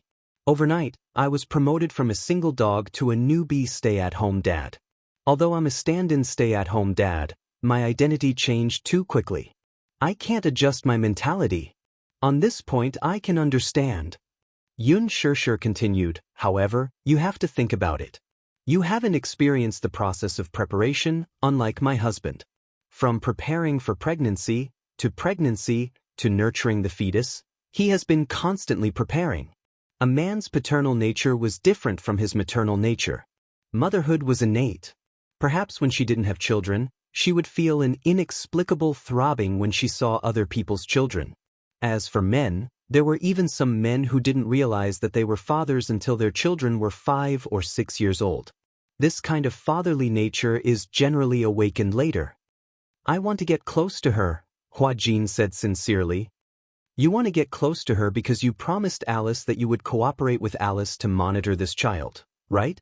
Whenever you want to get close to her, it's because you truly want to get close to your daughter from the perspective of a father. This way, your child will also sincerely open her heart to you. Pausing for a moment, Xianxia suddenly smiled helplessly. I think this child is a little fragile and sensitive. His thoughts are even a little extreme. It's very difficult to get along with her and open up her heart. Isn't that so? Hua Jin asked for help. Then what should I do? I don't want her to guard against me like I'm a wolf. She said that she's not a patient, but she doesn't know her own physical condition. Chapter 4155. Hua Jin, maybe you don't understand? Xianxia smiled. Even someone as smart and sensible as Yu doesn't want to be treated like a patient. He and Natalia are the same. They are both strong-willed. They can be indifferent to any contempt, but they can't take pity on them lightly. If you treat her like a patient, she will definitely be unhappy. Because she doesn't feel like a patient. She's just a little different from others. You have to think about it. Natalia didn't have a home since she was young. She didn't have a sense of belonging, so she has a stubborn personality. She can only protect herself fully like a hedgehog. Actually, you can understand that too, right? Xianxia also grew up in the welfare home. She wasn't as aloof as Natalia. She was stubborn, but she didn't want to grow those thorns. Even though she had suffered so many injuries, she was still willing to smile and report to the world. Because when she was young, someone once told her something. She couldn't remember who that person was. She only remembered that one sentence. There is only one kind of heroism in this world, and that is to recognize the darkness of reality and still love it. She wanted to be this hero. But Natalia was different. She could only use her thorns to protect herself. Hua Jin seemed to be deep in thought. He said seriously, I understand. When he was young, Hua Jin often felt strange gazes from all kinds of people. They belittled him and saw him clearly. However, He had already become numb to those gazes and forgotten them. He only vaguely remembered that he was once injured and was sent to the hospital. A doctor saw him and looked at him with a look of pity and sympathy as he looked at him with bruises all over his body. That kind of gaze, however, made him feel as if his heart was about to bleed. It wasn't that he hated that gaze. It was an unfamiliar feeling. He didn't like it. "I got it," Xianxia asked. "It's so late. Is she asleep?" "Yeah, she's asleep." "I think so. I didn't go to her room. I'll sneak in later to take a look." "Yeah, it's late. I'm going to tell you a bedtime story." "Okay, good night." Hua Jin hung up the phone and placed it on the railing. He raised his head in confusion. He gazed at the night sky. This made him involuntarily recall his youth. Many times, after being beaten, he would also secretly stand under the night sky, raise his head, and ask himself, as if he was asking God, but also as if he was asking himself, when would the dark days end? At that time, life was really dark. He even felt that sometimes he had the courage to die, but not the courage to live on. But now, he could no longer remember those gloomy memories. Time could really make one forget everything. Unknowingly, it was late at night. Hua Jin quietly walked to the door of Natalia's room. He turned the doorknob, opened the door, and walked in. Natalia was already asleep on the bed, but the whole room was lit up with purple light. Hua Jin couldn't help but be curious. This kind of purple light was seductive and deep. He didn't remember buying a purple lamp before. This purple light seemed to be coming from the corner of the bed. Hua Jin curiously walked to the head of the bed and realized that the light was coming from a crystal ball. Crystal ball? Chapter 4156. Crystal ball? Is it a lamp? Hua Jin picked up the crystal ball with a weird expression. He vaguely remembered that he saw this crystal ball in her room during the day. However, he did not expect it to glow. Is it a lamp? Hua Jin looked around but could not find the switch of the lamp. Then, how did this crystal ball glow? Hua Jin's gaze fell on this magical crystal ball. He suddenly realized that there was a cloud of fog inside the crystal ball. He gently placed his hand on the surface of the crystal ball. The fog actually stuck to his palm. Separated by the thin surface of the crystal ball, the fog kept rotating, condensing, and dissipating as he touched it. What is this? He had never seen such a magical crystal ball in reality. The fog inside seemed to have a soul. He turned his head and looked at Natalia, who was lying on the bed. The latter was sleeping quietly under the blanket. She was so quiet that it seemed like she was not alive. Hua Jin's gaze fell on the crystal ball again. He could not help but feel suspicious. Crystal ball? Yes. Hua Jin told Alice about the crystal ball. Alice did not know why, but she was silent for a long time. You said that the crystal ball was purple and there was fog inside. Hua Jin described the crystal ball again. On the other end, Alice's breathing stopped. How is that possible? She seemed to be mumbling to herself. What's wrong? Impossible. Alice said in a low voice. There is no such crystal ball in the world. But I saw it with my own eyes. Impossible. Alice frowned and said in a serious tone, that kind of crystal ball is usually used for hypnosis treatment. It is something that only the hypnotist would have. How could she have it? Hua Jin did not know why, but he was stunned. He rubbed his forehead and looked at the bare wall in a daze. Is there really such a thing as hypnosis in this world? Hua Jin did not believe it. In his impression, such a crystal ball only existed in the magical world. It was a tool used for divination. In reality, it was used for hypnosis? Is there really such a thing as hypnosis in this world? Alice said coldly, do you want me to do it myself and let you experience it? Hua Jin was even more surprised. You know how to hypnotize people? Alice was silent. It seemed that Gong Jie did not formally introduce her to Hua Jin. Hua Jin did not know that she was an experienced hypnotist. If you don't mind, I can show you what hypnosis is. It's fake. Hua Jin did not think much of it. If she had a strong will, how could she be hypnotized by you? Alice rolled her eyes. How do you think I can erase you use memory? But you didn't succeed. Alice was speechless. So, it seems that you are not a very successful hypnotist. Alice gritted her teeth in anger. This guy, is he asking for a beating? Alright, I got it. Pay attention to everything you do. Then, Huajin asked curiously, what about the crystal ball? Just pretend that you don't know about it. Pausing for a moment, Alice said with genuine concern, You're so stupid. I'm really worried that with your intelligence, you'll be crushed by Natalia. Enough. Don't doubt my IQ. Chapter 4157. A few days later, news of Hua Jin's retirement from the entertainment industry was released by Huanyu's official media. Hua Jin attended the press conference as well. This seemed to imply that this would be the last time he would appear in front of the media in a while. He wore a white shirt and black trousers.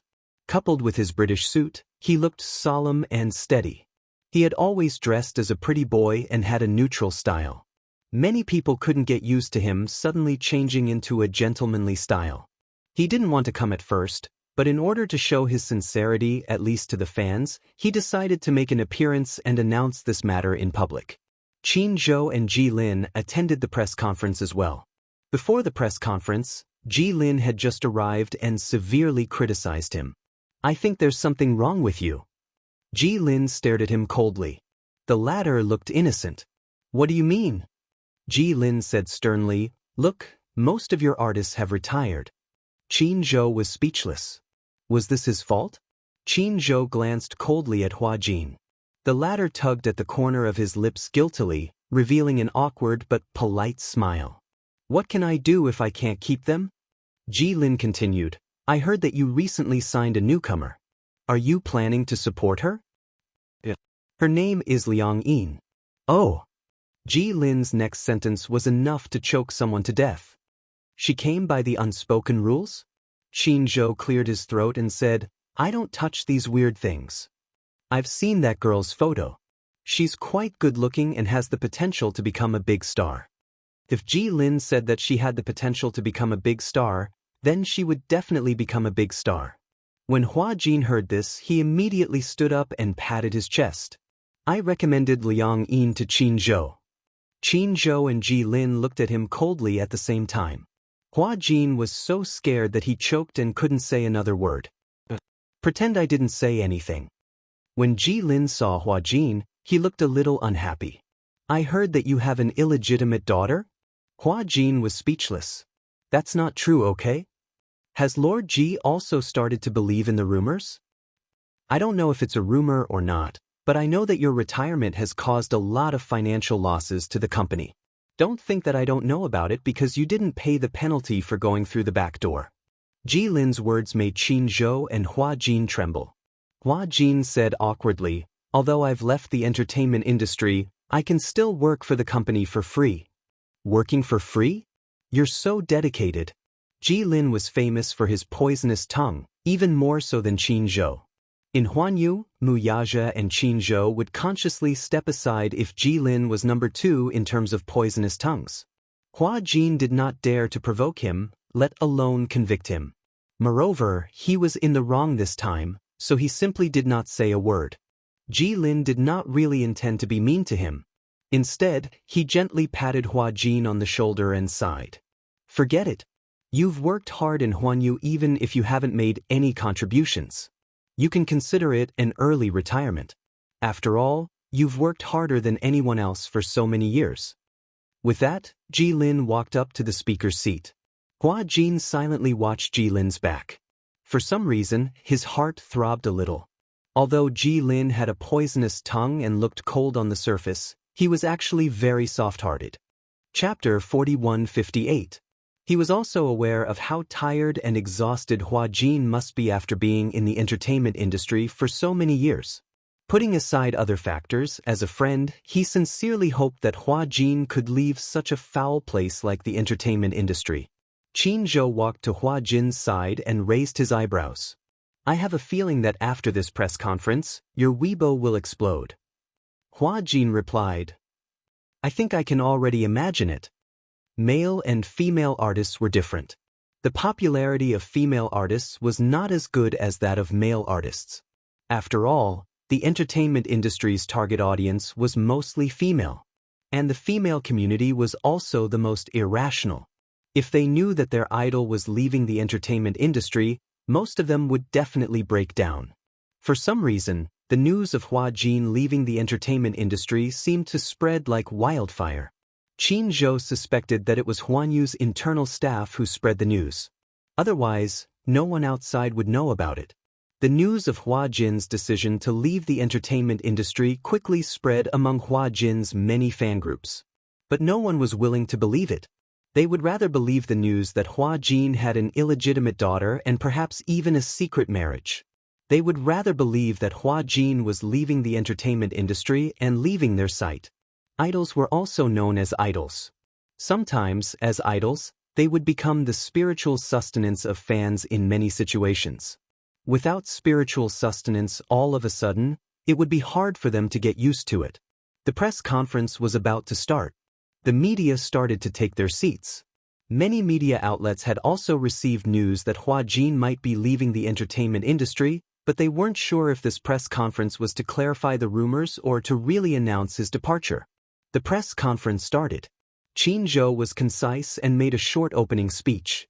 Following that, he announced that Huan Yu's original artist, Hua Jin, would be leaving the entertainment industry for personal reasons. Hua Jin stood up and bowed slightly. Through the camera, he expressed his regret to his fans and promised that even if he left the entertainment industry, he would update his personal life on his personal Weibo account. He would also participate in charity in the future in the name of Hua Jin's fan club. A reporter stood up and asked curiously, "Is your withdrawal from the entertainment industry related to the rumors about you having an illegitimate daughter?" The scene was in an uproar. Many people were familiar with the rumor that Hua Jin had an illegitimate daughter, but no one thought that someone would raise this issue in public. It was a little awkward for a moment. Hua Jin faced it calmly. He said truthfully, "I believe that many people have seen the photos of you secretly taken by those media reporters. Regarding this matter, I am here to explain. That girl is not my biological daughter. She is an orphan that I adopted. However, I want to give her a warm home. At the same time, I want to protect her from the outside world. I'm sorry for the negative impact this news has brought to the public, but I also hope that the media will not interfere with my personal life in the future. It doesn't matter if you secretly took photos of me. The child is innocent. I hope that she can grow up in a good environment and have a childhood without any interference." All in all, Hua Jin had left the entertainment industry. This matter had been confirmed by Huan Yu's press conference. Chapter 4159. No one had imagined that Hua Jin would quit the entertainment industry. This news caused a sensation in the entertainment industry. Especially Hua Jin's fans, they couldn't accept this fact at all. As fans, they were already used to seeing their idol every day. Whether it was variety shows, movies, or TV series, Hua Jin's schedule had always been very frequent. As a real young actor with good acting skills, it was rare to see a young actor with such potential. Hua Jin's acting skills could definitely be ranked among the top of the A-list popular actors. His temporary departure from the entertainment industry was indeed a big loss for the entertainment industry. On the second day after Hua Jin announced his retirement from the entertainment industry, Weibo's server crashed. The news of #Hua Jin's retirement from the entertainment industry quickly dominated the headlines of major media websites. Because of the huge amount of traffic data, the entire server was in a state of paralysis. Many users couldn't log in. There were even some haters who wanted to make groundless accusations that Hua Jin decided to quit the entertainment industry because of an underground relationship. Weibo exploded. Huan Yu's official website also exploded. On Hua Jin's personal Weibo, the number of reposts and comments on his latest Weibo post quickly exceeded 7 digits and was moving towards 10 million comments. The public once again witnessed the terrifying effect of Hua Jin's popularity. For some reason, many media outlets found out about Hua Jin's residence. However, due to the layers of protection set up by Gong Jie, they couldn't break in at all. However, Hua Jin also saw on the internet that many media outlets were secretly squatting at the entrance of the villa, just to be the first to take pictures of Hua Jin's retirement from the entertainment industry. This was big news. No one wanted to miss it. Recently, Natalia's situation was still stable. However, Hua Jin thought that he must protect Natalia well and not let her be exposed to the media. Otherwise, Gong Jie would definitely slit his throat. Just as Hua Jin was in a difficult situation hiding from the paparazzi, Yun Shishir suddenly called. Your brother-in-law is on annual leave. Why don't we go to Saipan together? You, take Natalia with you. Saipan. Hua Jin was somewhat hesitant. But there are paparazzi at the door. I'm afraid that I'll be surrounded if I go out. Yun Shishir was speechless. Don't tell me, you haven't been out since the press conference? Hua Jin was surprised. How did you know? Just pretend I didn't ask. Yun Shishir pondered for a long time before she suddenly said, It's okay. Don't worry. Your brother-in-law will take care of these problems. Since it's rare for him to take a vacation, and you've been in deep trouble in the country recently, why don't you go out for a vacation and relax? All right. Hua Jin agreed. But I'll have to ask Natalia for her opinion. How is Natalia these days? She's not bad, but she doesn't like to talk much. It's inevitable that she'll feel a little depressed if she's always at home, especially at her age. She'll definitely feel bored if she doesn't have the chance to go out and play. Is that so? Well, anyway, it's settled then. You can ask for her opinion again. Okay. The beach? Chapter 4160. What's wrong? Hua Jin suddenly became nervous. You don't want to go? It's not that I don't want to, it's just, Natalia was a little hesitant. What's the seaside like?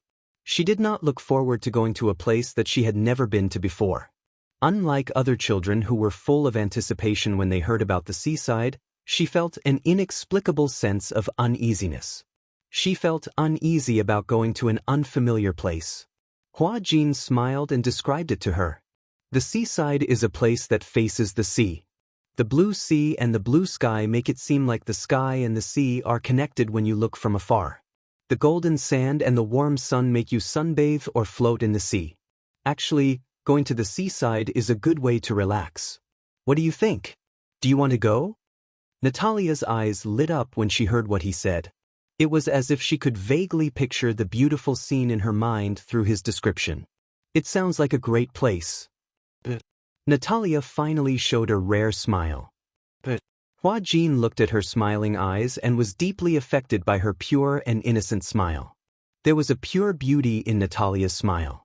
It was the kind of beauty that was not tainted by any impurities. It was the purest kind of beauty in the world. He could not help but squeeze her little hand. Let's go together, okay? Okay. The itinerary was thus finalized.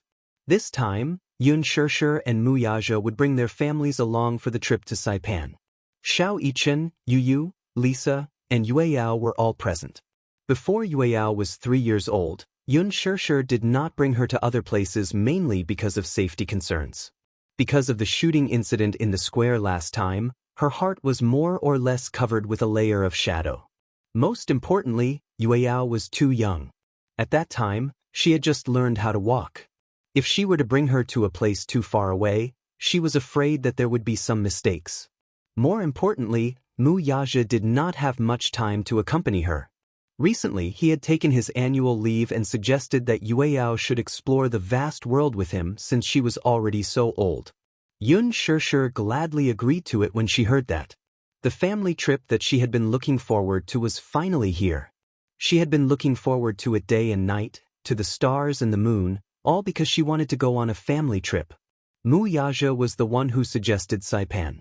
Yun Shishir had been there with him before, and she could not forget the scenery of Saipan's coast. Hence, she decided to set her sights on that place for this trip. Hua Jin was mainly worried about the paparazzi, but this was not a problem for Mu Yaja at all. The day before their departure, Mu Yaja sent his men to do a carpet search of the villa's entrance.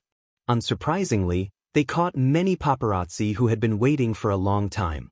After a series of warnings, no one dared to offend them again.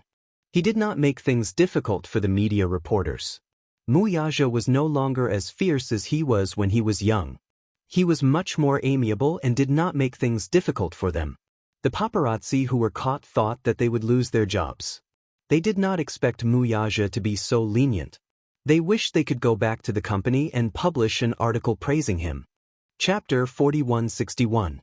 On the day of departure, Hua Jin woke up early in the morning to pack his luggage and get ready to leave. He had bought quite a number of seaside dresses for Natalia.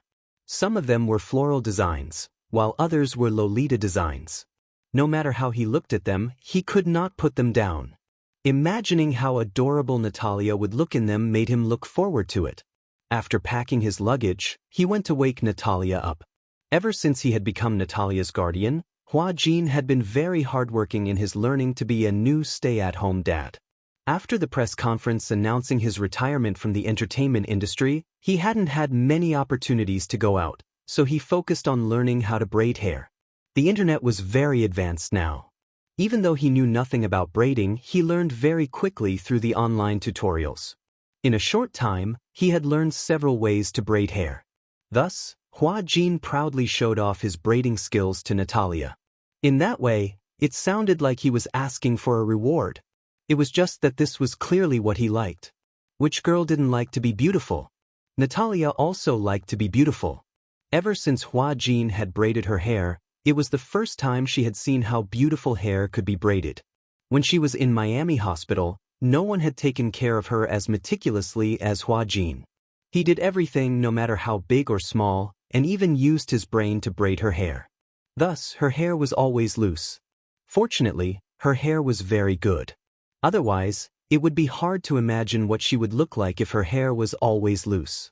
That morning, before they left, Hua Jin volunteered to braid Natalia's hair after she woke up. Natalia changed into the floral dress that Hua Jin had chosen and sat obediently in front of the dressing mirror. She looked at herself in the mirror with her lips pursed. Her eyes were as beautiful as crescent moons. Hua Jin followed the new hairstyle and braided her hair carefully.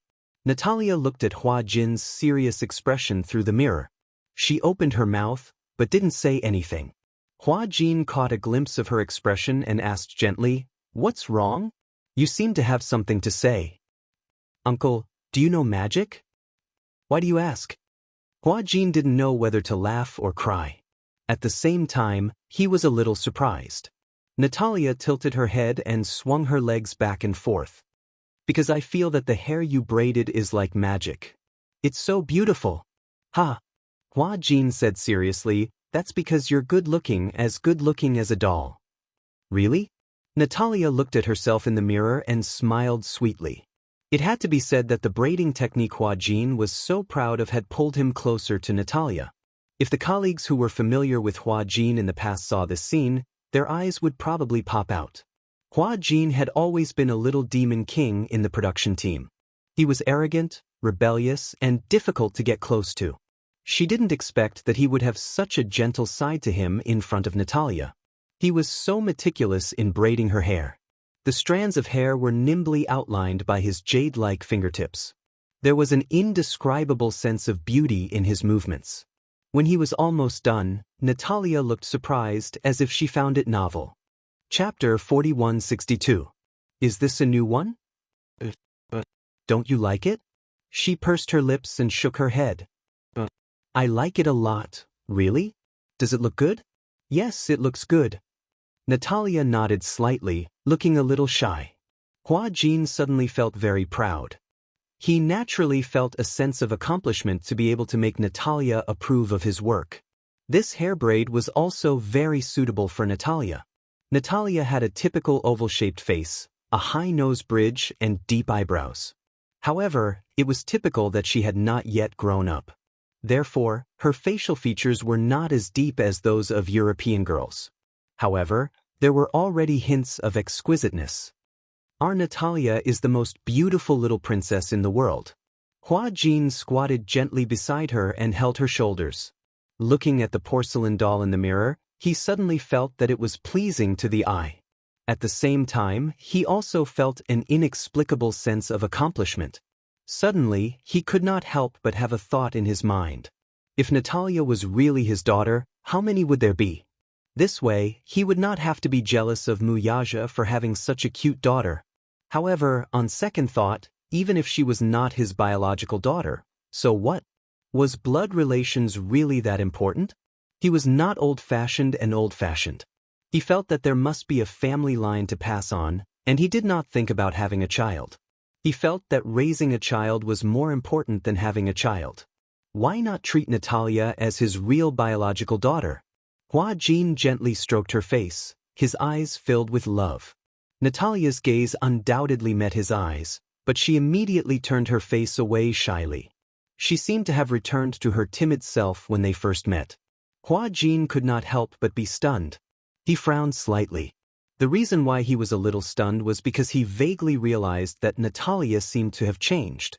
He vaguely remembered that one time, he stood on the balcony and saw her when he turned around. It was the same face, but for some reason, Natalia gave him the feeling that she was a demonic little witch. However, the Natalia in front of him now had become the shy doll when they first met. Could it be they were two different personalities, but he didn't realize it? Hua Jin had some doubts, but he didn't show it too obviously. In the past few days, he seemed to have forgotten the task that Alice had given him. Alice hoped that he would be able to copy Natalia's personality. He wasn't really going to draw a portrait. He was just going to record Natalia's personality and appearance every day. Recently, he had been so busy with his withdrawal from the entertainment industry that he had forgotten about it. What happened? Natalia asked when she saw him in a daze. Oh, it's nothing. Hua Jin took a hand-knitted hat from the side and gently put it on her head. A handmade lily was pinned on her knitted hat, making Natalia look pure and cute. What a nice hat! Natalia couldn't put the hat down. Hua Jin said with a smile, "Bring it with you when you go to the beach, okay?" The wind at the beach was strong, and so was the sun. In order to protect against the sun, Hua Jin had prepared a considerable amount of sunscreen so that he wouldn't come back with a tan. Especially with Natalia's tender and fair skin, it was easy for her skin to peel when the wind blew and the sun shone on her. Chapter 4163. At around 10 in the morning, Hua Jin and Natalia left the house. Hua Jin had arranged for the airport to send them off. The car was already parked at the entrance, waiting for them. The chauffeur and assistant immediately got out of the car and put their luggage in the trunk. Hua Jin carried Natalia to the back seat and got into the car himself. He and Xianxia had agreed to meet at the airport. The flight was at 1 in the afternoon, 2 hours earlier.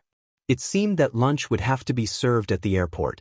When they arrived at the airport, Xianxia called to say that she had not arrived yet. When he asked, it turned out that Yueyao had been lazy in the morning and had not woken up. Hence, they had only left now and might arrive later. Xianxia did not forget to remind Hua Jin to take Natalia for lunch first.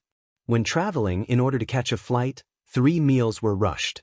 However, there were still many restaurants in the airport. Most of them served simple meals that catered to different international customers. There were American restaurants, Chinese restaurants, Italian restaurants, and so on. Natalia said that she wanted to eat roast duck, but it put Hua Jin in a difficult position. Roast duck? Where would there be authentic roast duck in the airport? Natalia had recently become obsessed with roast duck. She had also shown a great passion for Chinese food. Perhaps it was because she had grown up in the United States. In that kind of environment, most of the food in the United States was high-calorie food. For example, hot dogs, hamburgers, cheese, and the modified American Chinese food that had been brought to the United States. However, the taste was not ideal. It had been adjusted according to the taste of the American people, and it had lost the original taste of Chinese food. After coming to China, ever since Hua Jin brought Natalia to try roast duck, she had shown a great passion for Chinese food. It was delicious. However, most of the restaurants in the airport were simple meals. Where would there be authentic Peking roast duck? It was not easy to find a simple Chinese restaurant. Hua Jin looked around and finally chose a roast duck set meal. It was not authentic, but at least it was roast duck. He took a bite. The taste was average, but it wasn't bad. It was just a far cry from the authentic roast duck. He was worried that Natalia wouldn't be used to the taste, but he didn't expect that Natalia would be so easily satisfied. With delicious food in front of her, she didn't care about her image anymore. Little glutton. Was he so easily satisfied? Hua Jin cursed in his heart. How bad was the food in the United States? That was why the little fellow was so satisfied with such a set of barbecue duck. Natalia ate slowly, chewing and swallowing slowly. Since they had plenty of time, after lunch, Hua Jin took Natalia to the shops in the airport. There were many duty-free shops in the airport. It just so happened that the skincare products at home were used up, so Hua Jin bought some goods. Natalia was bored. She couldn't understand what the delicate bottles and jars on the shelves were for. It wasn't pretty, and it couldn't be eaten. Therefore, she pestered Hua Jin to leave. Hua Jin was queuing up to pay the bill. Seeing that it was almost his turn, he coaxed, "Wait for me, okay? Just a while, I'll be done soon." But it's so stuffy here. There were many people in the duty-free shop. The crowd was crowded, and the air was muddy. Chapter 4164. Natalia was not used to the air here, so she said to Hua Jin, "I'll wait for you outside, okay?" Outside, Hua Jin looked outside the door hesitantly, feeling a little uneasy. Natalia said, "Don't worry, I won't run around. Besides, didn't you say that it'll be soon?" Hua Jin thought for a moment and nodded. "You promised me that you won't run around." If she got lost and Gong Jie asked about it, he would lose his head. Natalia ran out, and Hua Jin watched as she sat on the bench outside the door. Only then did he feel at ease and continue queuing. Natalia waited outside the door, feeling bored. The waiting time was especially long and boring. She thought that she had waited for more than 10 minutes. When she came back to her senses, she stood up and walked to the electronic clock in the hall to look at it. She realized that only 5 minutes had passed. Ding dong. Passengers heading to the Maldives, please take note that your flight DH965 from Eastern Airlines is now boarding. Please bring your personal belongings with you. Oh no, it's too late. It's too late. Not far away, a panicked voice was heard. Before Natalia could react, she was knocked to the ground by a tremendous force. The knitted hat on her head flew far away. Natalia fell to the ground, her back slamming hard against the marble floor. She was in excruciating pain. The person who had bumped into her was a middle-aged woman. It was obvious that she would not make it in time for the flight. Even though she had knocked down the child, she stopped to take a look but did not come over to help her. She did not even look at her as she left in a hurry. Whispers broke out around her. They were secretly angry that this woman had no manners. Even if she knocked down an adult, she should be concerned about their well-being, let alone a child. She was too rude. By the time Natalia realized that the culprit had run far away, she felt a little depressed. She felt that the bones in her back were about to break after being knocked down so hard for no reason. She stood up and looked at the knitted hat that had fallen in the distance. Just as she was about to walk over and pick it up, a young man was one step ahead of her and picked it up first. Natalia stood where she was in a daze. She silently observed the gentle young man in front of her. The young man was wearing a snow-white shirt, which made his skin look as white as jade. His figure was tall and slender, and he seemed to be in his teens. His neat black hair outlined the outline of his thin face even more clearly.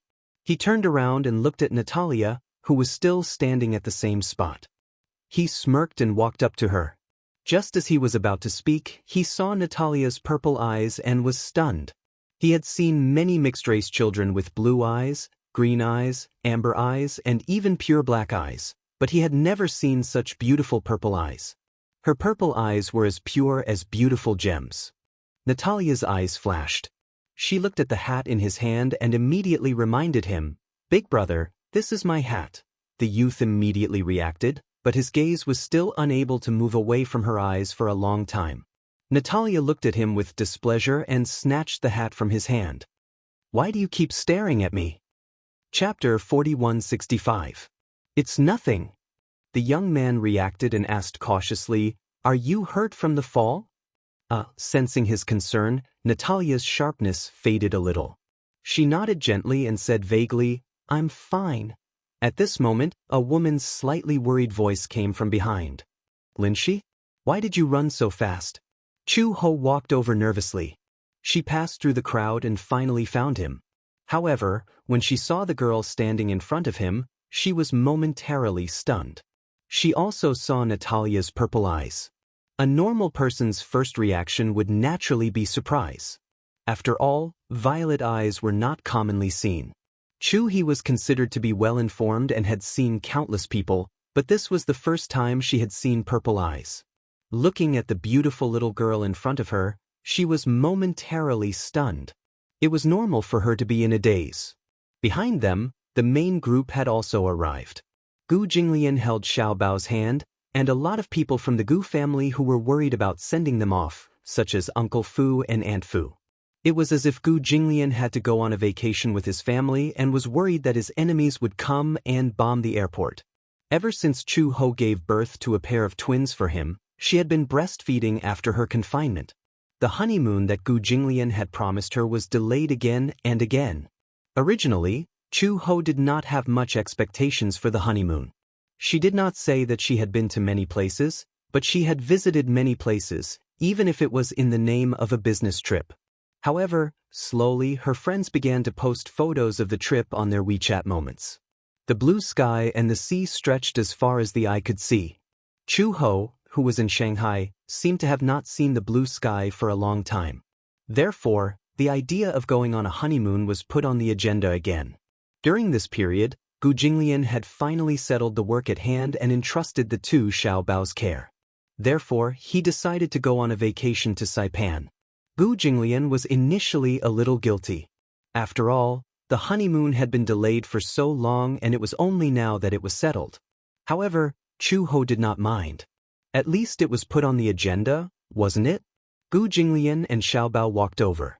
Xiaobao saw Lin Shi at first glance, but then he was quickly attracted by the little girl in front of him. He narrowed his eyes until he saw clearly that Natalia's eyes were indeed purple. He was surprised. But what beautiful eyes, he sighed with emotion. However, Natalia was not used to his words, even though he thought they were praises. Since she was young, she knew that she was different from other children. In terms of background, she was an orphan. Since she was young, she did not have a father or a mother, let alone a father or a mother. In terms of appearance, she grew up in China, but she looked different from many Chinese children. Her eyes, in particular, always caused her to be criticized. She had always been treated as an anomaly by the other children. Therefore, when others looked at her kindly, she would feel very uneasy. Coincidentally, Hua Jin walked out. When Natalia saw him, she immediately threw herself into his arms, feeling wronged. Hua Jin hugged her tightly. He did not know what was going on. When he looked up, he was dumbfounded. President Gu. Chapter 4166. He was shocked. He didn't expect to bump into Gu Jinglian at the airport. Gu Jinglian looked at him and then at Natalia, who was in his arms. There was a hint of surprise in his eyes. Is this your daughter? Hua Jin was speechless. Should he admit it? Hua Jin lowered his head to look at Natalia's aggrieved expression.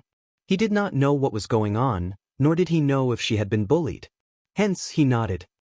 Yes. Gu Jinglian didn't look surprised when he found out that she was his daughter. Hua Jin squatted down and asked gently, "What's wrong? You don't look happy. Did someone bully you?" Behind him, Gu Linshi immediately explained, "A woman was in a hurry and knocked her down. She left without saying goodbye." Ah, so that's what happened? Hua Jin immediately became nervous.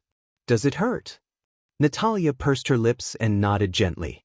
Yes, a little. Where does it hurt?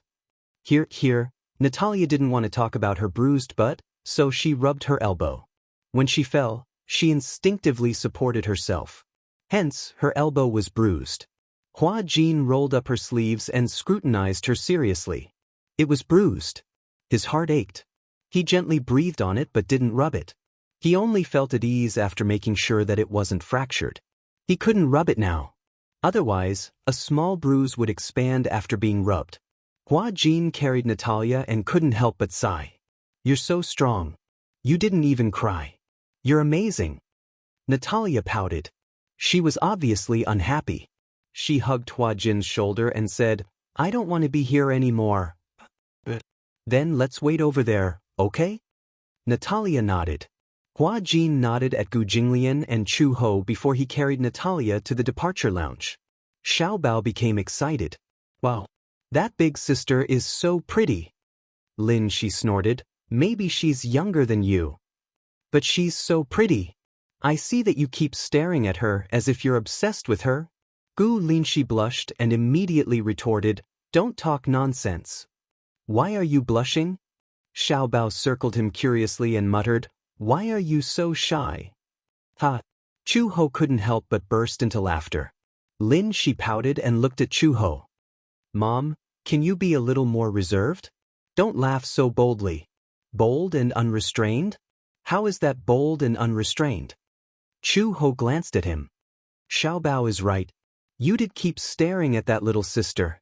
Have you fallen in love with her?" Even Chu Ho was teasing him.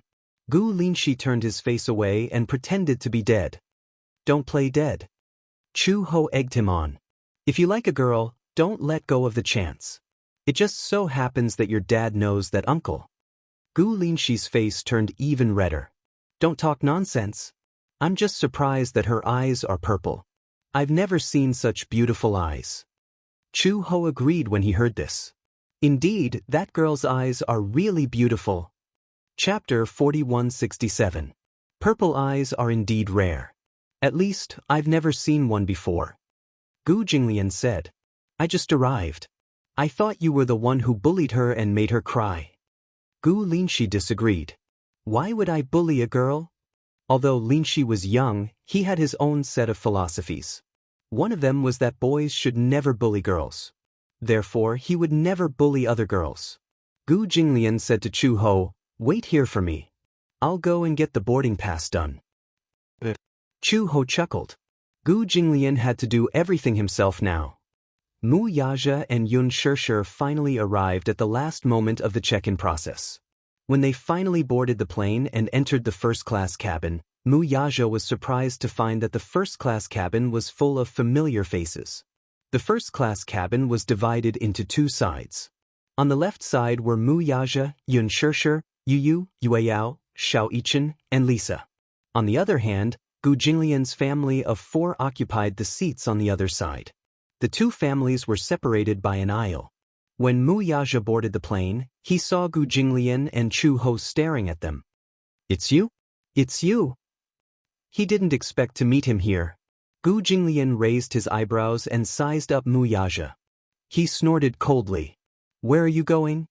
Mu Yaja said, "Saipan." Gu Jinglian was speechless. Mu Yaja found it interesting. "Which hotel are you staying at?" "Where are you staying?"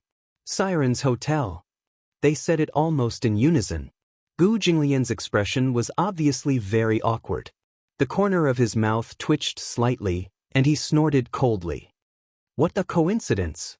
Are you on your honeymoon?" Mu Yaja nodded and didn't pay too much attention to him.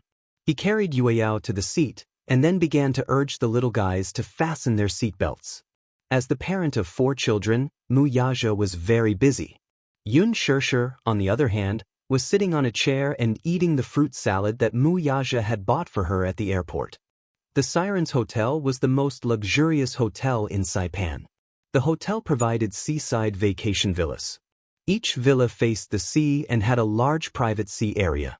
Living in such a villa could be said to be looking forward to a perfect vacation. However, the cost of a perfect vacation was not discounted. The cost of this villa was about 500,000 yuan per night. Mu Yaja booked a villa by the sea so that he could have a quiet vacation.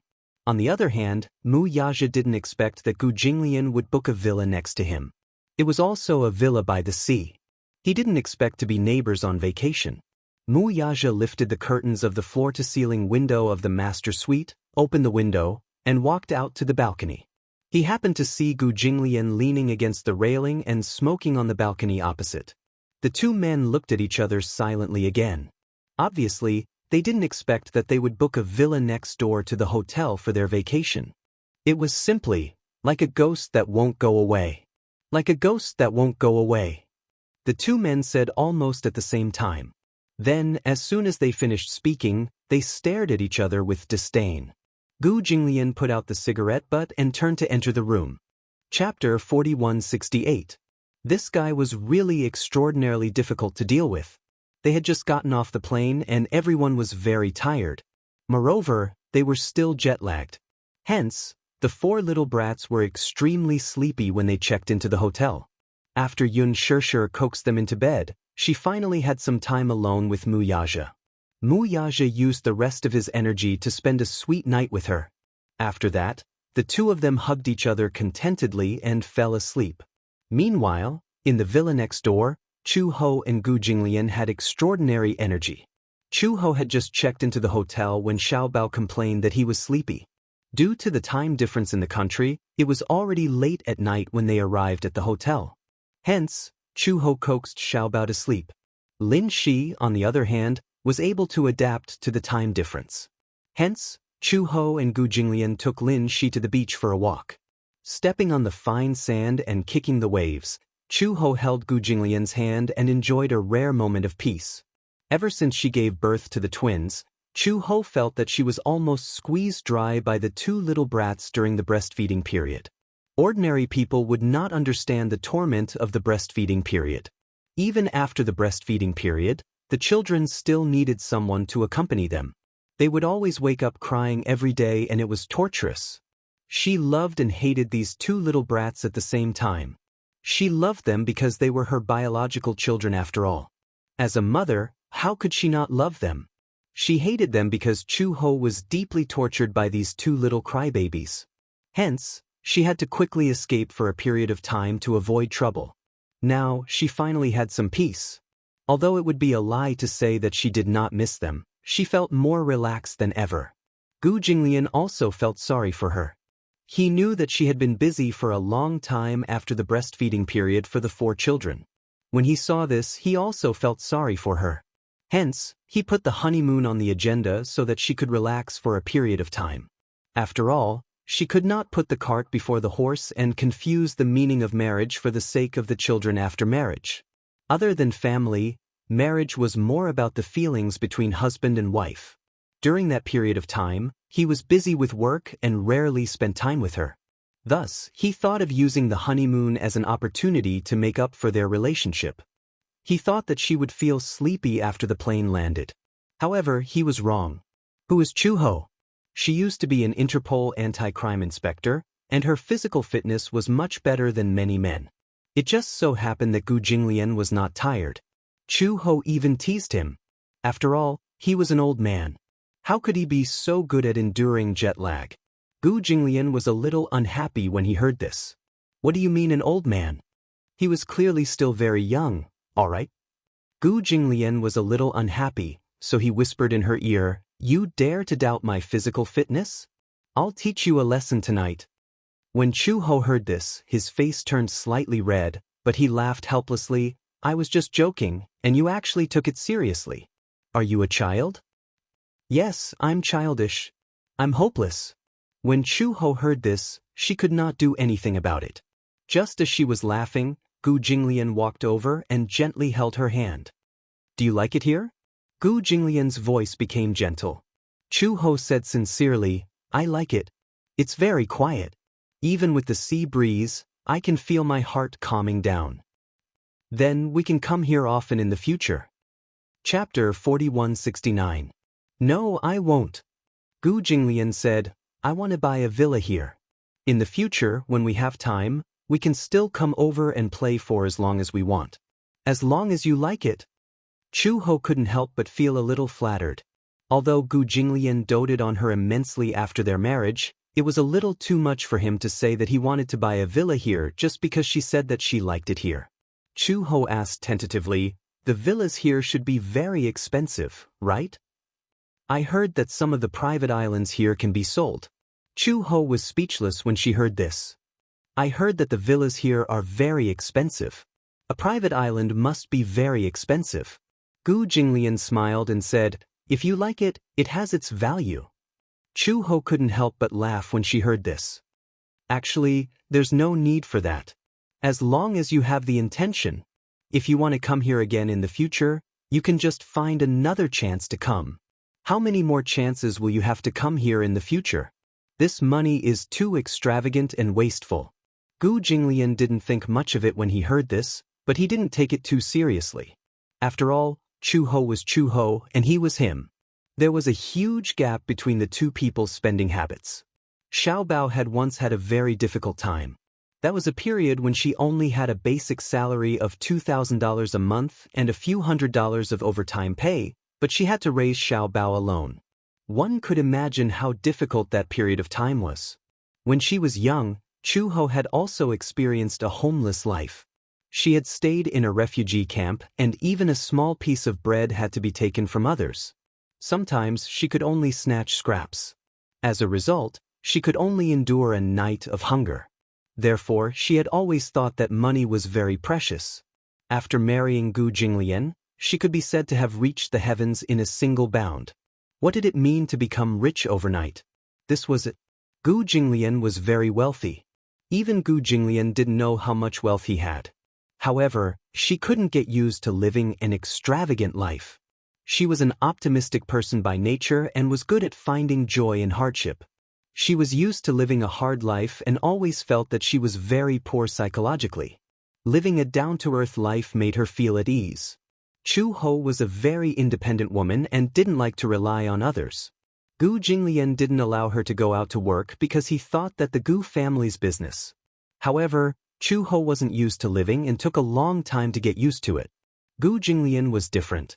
When he was in the past, he was in primary school. Gu's family was a state. Old Master Gu was willing to give him more than $100 bills a day. This was a treatment that no one else had ever received. Teet. The difference could be seen at a glance. Therefore, Gu Jinglian, who grew up in a privileged environment, naturally didn't have the concept of money. To him, a Gucci bag that cost tens of thousands of dollars was equivalent to lunch in the eyes of ordinary people. Ever since she married Gu Jinglian, Chu Ho's words and actions gave Gu Jinglian a headache. Chapter 4170. She was addicted to online shopping. Ever since she learned how to shop online, she was used to going online to search for quality goods. She would buy them in bulk. Gu Jinglian went to the mall to buy her a few luxurious clothes, bags, and shoes. Gucci, Christina, etc. However, Chu Ho did not want them after wearing them a few times. She was too lazy to dress herself up. Those branded clothes and bags were often the most useless. Especially a silk dress from Chanel. Just a slight movement of the arm would cause it to unravel. Chu Ho despised it. How could such expensive clothes be so useless? Although she knew that people who could afford such expensive clothes would not be calculative about such things, she still despised it. As a woman, she actually complained to Gu Jinglian that she had spent so much time shopping and spent so much energy just to buy a few clothes that could not be worn more than a few times. She felt very angry. After that, Gu Jinglian did not force her anymore. Since two people were married, they should respect each other. It was basic respect. They respected the concept of consumption. Therefore, after Gu Jinglian and Chu Ho got married, he followed her when it came to the concept of consumption. Even his own concept of consumption was gradually influenced by her. In layman's terms, old Master Gu had become much more down-to-earth. In the past, he did not want luxury goods. Now, when he occasionally received clothes that Chu Ho bought for him online, he would be happy to try them on. If they looked good, he would buy them back.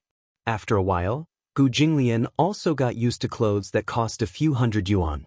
One had to know that to him, clothes that cost a few hundred yuan were no different from clothes that cost a few cents in the eyes of ordinary people.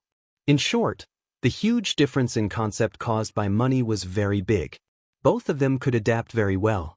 Gu Jinglian held Chu Ho's hand and walked quietly by the beach. Gu Linshi was originally following behind them.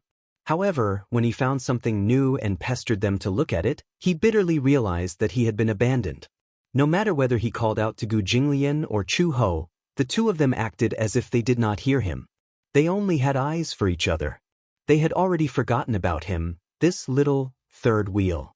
Gu Linshi also gave up. But forget it. Let the two of them be entangled. After all, she heard that Dad wanted to take this opportunity to revisit the honeymoon period with Mom. He didn't want to get involved. Gu Linshi was smart, so she went back to the hotel alone and called Gu Jinglian, Chu Ho. He was more sensible. He quietly returned to the hotel and even knew to send a text message so that they wouldn't worry. Chu Ho and Gu Jinglian walked for a long time, but they did not seem to notice anything. After walking for a long time, Chu Ho realized that his little tail was gone. He took out his phone and was about to make a call when he received a message from Gu Linshi. Seeing that he had returned to the hotel, Chu Ho's heart was filled with guilt. She had been so focused on walking and chatting with Gu Jinglian that she had forgotten about this guy. Gu Jinglian said helplessly, "It's okay. Linshi is very old. He has his own thoughts. I think he wants to give us more space." On the surface, he said this, but in his heart, he was criticizing this kid. At least he knew what was good for him. Just now, when Linshi called out to him, he heard it but deliberately ignored it. He thought that if this kid knew what he was doing, he would not disturb them anymore. Obviously, this kid knew what he was doing. Chapter 4171. Chu Ho said to Gu Jinglian, "Why don't we go back earlier too? Don't be too late. The children are already awake, but we're still asleep. If the children want to play, we won't have the energy to do so." However, Gu Jinglian said, "Lin Shi is already so old. He'll definitely bring Xiaobao to play. We might not like the things that children like to play. Why don't we let them play while we go on our honeymoon?" Chu Ho was speechless. So they were really here to make up for their honeymoon? Chu Ho muttered, "Don't tell me, you didn't want to bring them along in the first place?" At the mention of this, Gu Jinglian was very displeased. He didn't even mention this to Lin Shi and Xiaobao. It was Chu Ho who had spoken out of turn and told Lin Shi. Lin Shi thought that Gu Jinglian wanted them to go on a vacation together, so he told Xiaobao excitedly. In the end, Gu Jinglian happened to see that the two of them had already started to pack their luggage in full swing. What else could he say? He could only suppress his anger and pack the two of them up. However, Lin Shi was still considered tactful. On the plane, he took the initiative to take care of Xiaobao. If anything happened to Xiaobao, he would take care of it. Gu Jinglian was quite satisfied with this. When they returned to the hotel, Lin Shi was already asleep. Xiaobao was also sound asleep. Gu Jinglian and Chu Ho were affectionate for a while before they couldn't resist the fatigue and fell asleep. The next day, Gu Jinglian and Chu Ho woke up and walked to the other bedroom to take a look. They found that Lin Shi and Xiaobao were not there. When they asked about room, the cleaner from Room Clean said that the two children had run to the beach to play volleyball as soon as they woke up. However, the cleaner also mentioned that the 4 children in the other row were also there. The group split into 2 groups and played beach volleyball. Gu Jinglian found it interesting. It had to be said that these 2 guys really knew how to entertain themselves. Seeing that they didn't wake up, Lin Shi took Xiaobao to play. After Gu Jinglian and Chu Ho ate some food and headed to the beach, they saw Gu Linshi and Xiaobao standing on an empty beach. Opposite them were Yu and Lisa. The 4 players glared at each other. The ball was in Lin Shi's hands, but Gu Jinglian's eyes were sharp. He could feel that Lin Shi's hands were trembling slightly. Chu Ho also noticed this and walked over worriedly. When Lin Shi heard this, he turned around.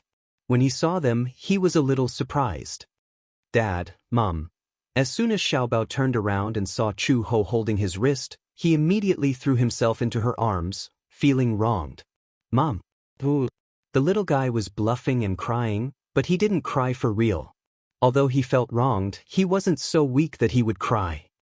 "They're bullying us." Bullying? That's impossible. She knew Mu Yaja and Yun Shishir's characters. She had met them a few times before, and she could tell that the couple was very well-mannered. When it came to educating children, they were naturally well-mannered. How could they bully other people's children? Don't listen to his nonsense. Lin Shi sighed and mumbled in a low voice, "They're not bullying us. We can't play as well as others. What's wrong?"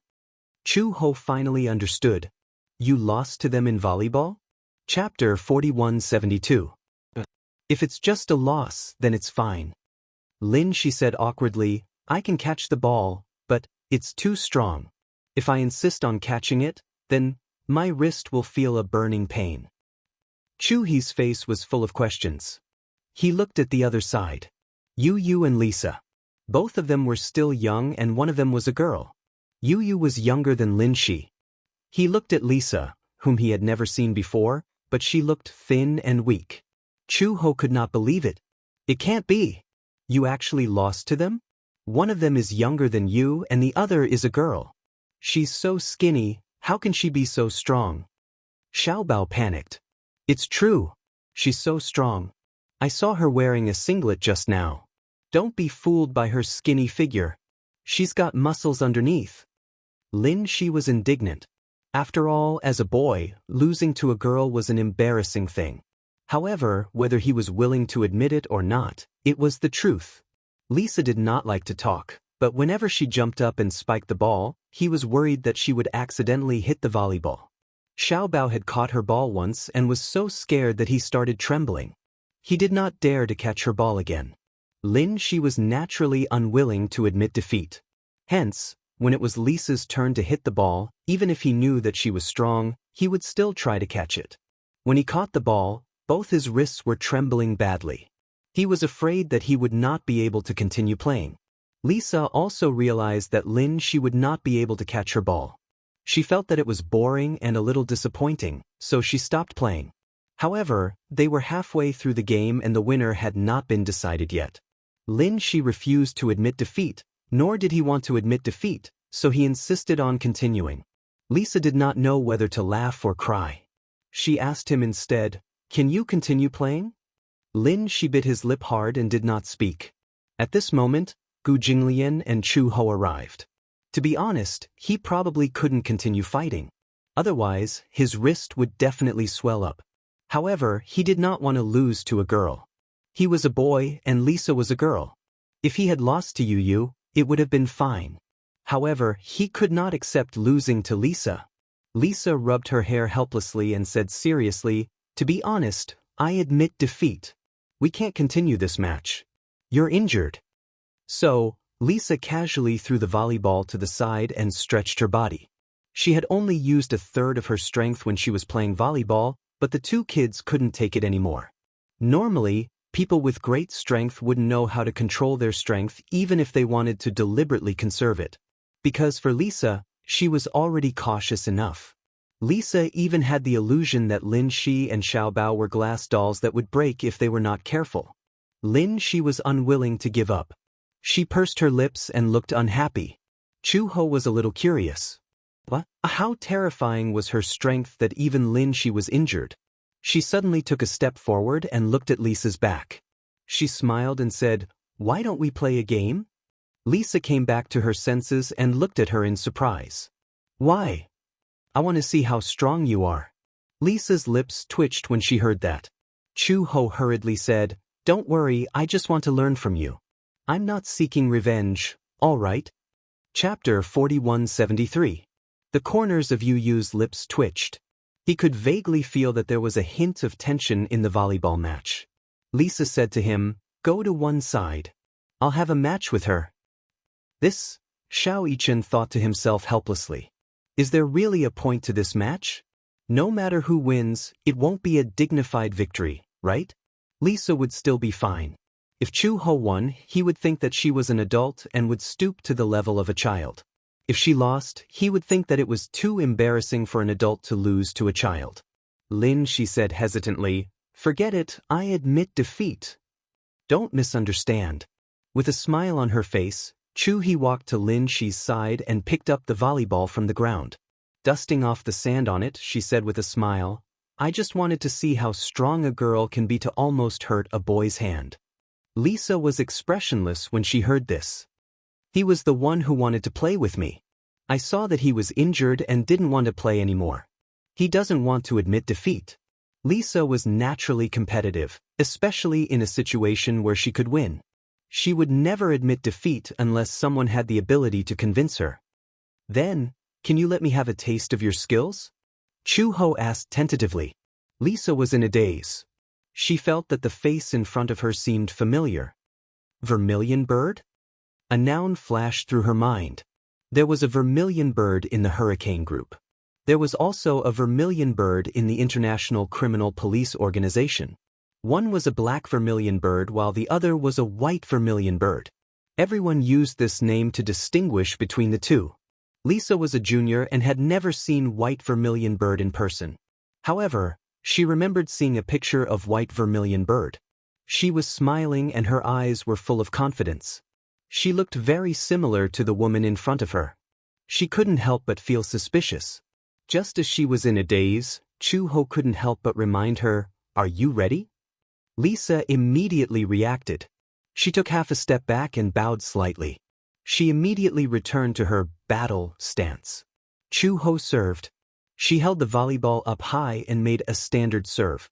The volleyball flew over the railing. Lisa's reaction was quick. Like a cat, she darted forward and used her considerable jumping ability to hit the volleyball back. A special volleyball match was about to begin. Wuxia and Xianxia came back from their walk on the beach and saw this scene. Hua Jin, who was following behind her, saw it as well. Of Xianxia and Yu were still asleep, and Xianxia and Yu were still asleep. Of Xianxia and of Yu of them. Of course. Yo. Xianxia and Yu of Yu's aunts. And Yu. After taking a stroll around the area, they were greeted by such a sight as soon as they returned. Everyone found it a little novel. Xianxia was a little surprised. What are they doing? Volleyball. But Xianxia and Hua Jin stared blankly at the two people who were in full swing. The sound of the volleyball hitting the ball was shocking. This volleyball is too scary. Wuxia thought it was interesting. Let's go and take a look. The group walked to the side. Xianxia noticed them. Wuxia gestured for him to keep quiet and watched silently. Chu-ho and Lisa were evenly matched. One was a former Interpol officer, while the other was the youngest mercenary in Mercenary Paradise. Both of them were terrifyingly strong. Chapter 4174. Chu-ho, in particular, was shocked. Before she had experienced the match, she could already imagine that Lisa's strength was not weak. Otherwise, Lin Shi's wrist would not have been so injured. However, she did not expect Lisa's strength to be so terrifying. She even felt that this girl's potential was far above hers. As the saying went, the younger generation will surpass us in time. That was the gist of it. As for Lisa, how could she not be surprised? What she did not expect was that Chu-ho's strength would be so great. She looked gentle and weak, but she did not expect that her strength would not be inferior to that of an official mercenary. Because of this, she was even more certain that the woman in front of her must be the governor of the International Criminal Police Force. She was amazing. To be able to compete with a famous character, Lisa's heart was immediately filled with motivation. She was not to be underestimated. Even if it was just a volleyball match, she would give it her all. Lisa was a person who had a strong desire to win. She would either never compete with others, or she would always want to be the best. The game was no exception. After a few rounds, no one was at a disadvantage. The score was maintained at a stalemate, and no one was willing to give way to the other. Even if one party led by a few points, the other party would catch up immediately. Bang! Bang! Bang! Those who were in the know would know that they were playing volleyball, but those who were not would probably think that there was an explosion. Lisa gradually felt that the volleyball was going soft. It was full of air, but now, it felt like it was running out of energy. Not to mention Xianxia and Yu, even Gu Jinglian was trembling with fear. Not to mention Xianxia and Hua Jin, who were not far away. Hua Jin asked meekly, if they play like this, will they break their hands? Xianxia muttered, I don't know if Chu-ho will, but I'm sure Lisa won't.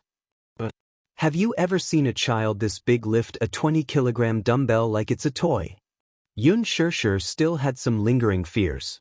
Last time, in the gym at home, she wanted to put away the dumbbells Lisa used for training. In the end, when she bent down to pick them up, she almost sprained her back. So heavy. From then on, she didn't dare to pick up any of Lisa's fitness equipment. If he wasn't careful, his waist would really sprain. Hua Jin muttered, that's a little too scary. Xianxia was rather curious. I'm thinking, if Yaxia were to play volleyball with Gu Jinglian, who would win? Hua Jin looked at Wuxia and then at Gu Jinglian.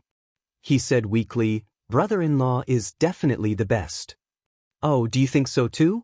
Wuxia could tell that Hua Jin's survival instincts were playing tricks on him.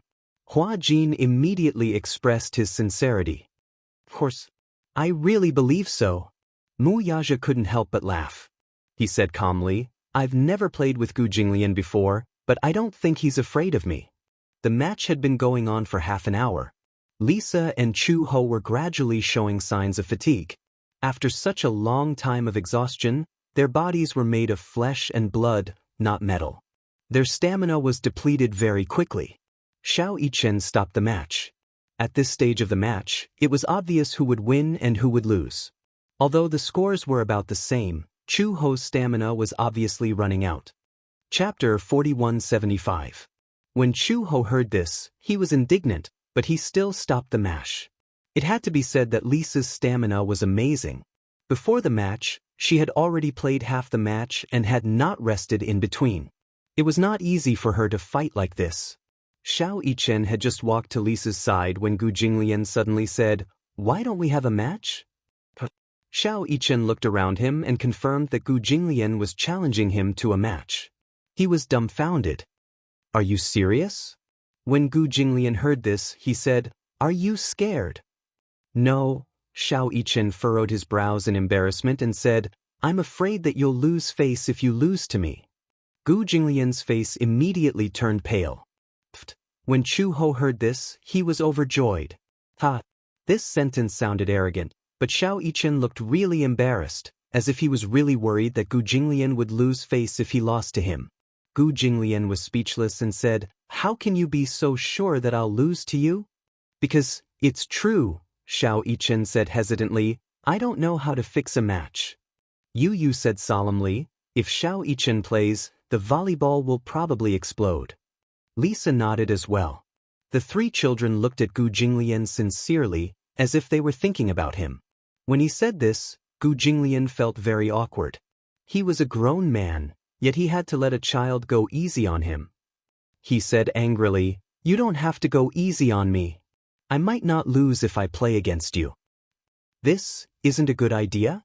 Xiao Yichen scratched his head in embarrassment and said, You really can't beat me. If I hurt you, Daddy will say that I'm causing trouble again." He did not know that Mu Yaja was standing not far away. When Mu Yaja heard his son say that, he secretly said, "It's okay, Daddy won't scold you. Trample on him." Yun Shishir glanced at her man coldly. Why did he become so childish at this time? Gu Jinglian was unwilling to give up. He felt that he was being looked down upon by these three children, so he insisted on having a go. "Let's just play one round then." In the worst-case scenario, he would not use as much force. Xiao Yichen picked up the ball and served it casually. Gu Jinglian was displeased when he saw that Xiao Yichen did not receive the ball. "Are you looking down on me?" "No, I was afraid that you wouldn't be able to connect it." Gu Jinglian's lips twitched again. "Play well for me." As he spoke, he served a powerful ball. When Xiao Yichen saw that Gu Jinglian was serious, he quickly became serious. He rushed forward, jumped up, and spiked the ball beautifully. He immediately hooked the ball into the net. Gu Jinglian rushed forward and saved the ball. The two of them gradually got into a heated match. Yu muttered speechlessly at the side, "Why is he acting like a child when he's already an adult?" Lisa panted for a moment before she finally managed to catch her breath. Chu Ho, who was beside her, was so tired that she squatted on the ground. She had not exercised so much in a long time. Her heartbeat could not keep up and she was perspiring all over. However, she truly felt that Lisa's skills were formidable. What was even more impressive was that this little girl already had such terrifying strength at such a young age. It was obvious that she had received professional training. She was young, but her skills were not yet mature. How scary. Chapter 4176. Just as everyone was engrossed in watching the match, Xiao Yichen jumped and spiked the ball. Gu Jinglian reached out to catch the ball, but at that moment, he felt a spark of electricity and he couldn't help but withdraw his hand. This was the body's self-defense mechanism. No matter how strong the ball was, if he were to receive it, he would probably dislocate his shoulder or break his bones. The body had a self-defense mechanism. Gu Jinglian instinctively felt that there was no way he could receive the ball, so he instinctively withdrew his hand. The ball immediately bounced onto the cement beside him. There was a loud bang, followed by the sound of an explosion. The volleyball rolled onto the sand, but it was obviously deflated. It exploded. This was the first time Chu Ho had seen the ball explode from a child. He was stunned. Gu Jinglian was also stunned. He knew that Xiao Yichen was very good and strong, but he had never imagined that Xiao Yichen's strength was so terrifying. Yun Shishir and Hua Jin were also stunned. The whole world seemed to have returned to silence. Xiao Yichen looked at the broken volleyball regretfully. His gaze fell on Gu Jinglian, but he saw that the man was still standing there expressionlessly. He only harumphed and said, "Not bad, I lost." Wow. Xiao Yichen stared at the man in front of him in disbelief. He had never thought that Gu Jinglian would admit defeat. Only Chu Ho and Yu saw that Gu Jinglian's hand, which was hidden behind his back, was trembling slightly. His wrist was obviously swollen.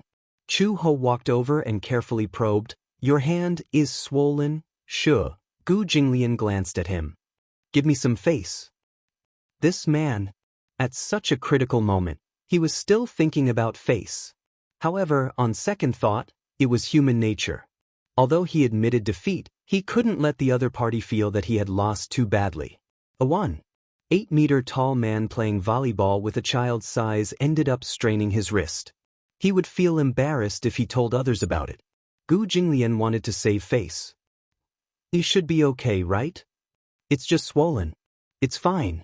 "Xiao Yichen, can you?" Lisa looked dejectedly at the ball that was slowly deflating. "Can't you hit it more gently? My only volleyball is broken. What am I going to play in the future?" Xiao Yichen said angrily, "Buy more." "That's easy for you to say. Do they sell volleyball on this island?" "Yes," Yu said. "There's a convenience store near the hotel that sells beach volleyball." Xiao Yichen said embarrassedly, "Lisa, don't be angry. I'll compensate you." Xiao Yichen patiently coaxed Lisa while Gu Jinglian and Chu Ho exchanged glances. Were these two children the reincarnation of monsters?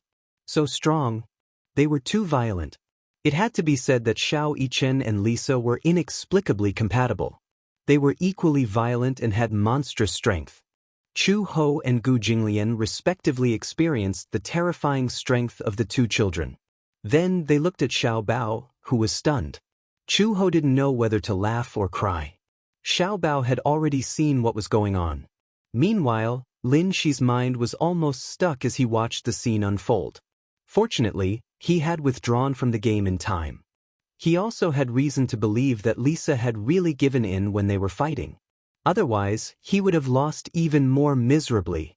Even though he was unwilling to admit defeat, he had to admit defeat. Chapter 4177. Of course, they could not play volleyball. It happened to be dinner time, so Gu Jinglian booked a candlelight dinner and planned to relive the sweetness of their marriage with Chu Ho. At dusk, the beach, the setting sun, the candlelight, and the classic foie gras filet mignon quietly waited for the arrival of the night. Such a scene was very beautiful just by imagining it. Gu Jinglian had put a lot of thought into this trip. Since they were on vacation, they had to do everything perfectly. He was a perfectionist. Therefore, as long as he wanted to do something well, there was no excuse or reason why he couldn't do it well. Chu Ho, on the other hand, had put a lot of thought into him. When the candlelight dinner was ready, Chu Ho was still worrying about what delicious food there was on the island. She was hungry, and her head was full of steak and hamburgers. Gu Jinglian sent the two children to other restaurants on the island to eat with the bodyguards. Then, he happily prepared to have a candlelight dinner with Chu Ho. Lin Shi knew his intentions, so she did not say anything and promised to take good care of Xiao Bao. Then she held Xiao Bao's hand and walked away, coaxing and cajoling her. Gu Jinglian was looking forward to the romantic candlelight dinner.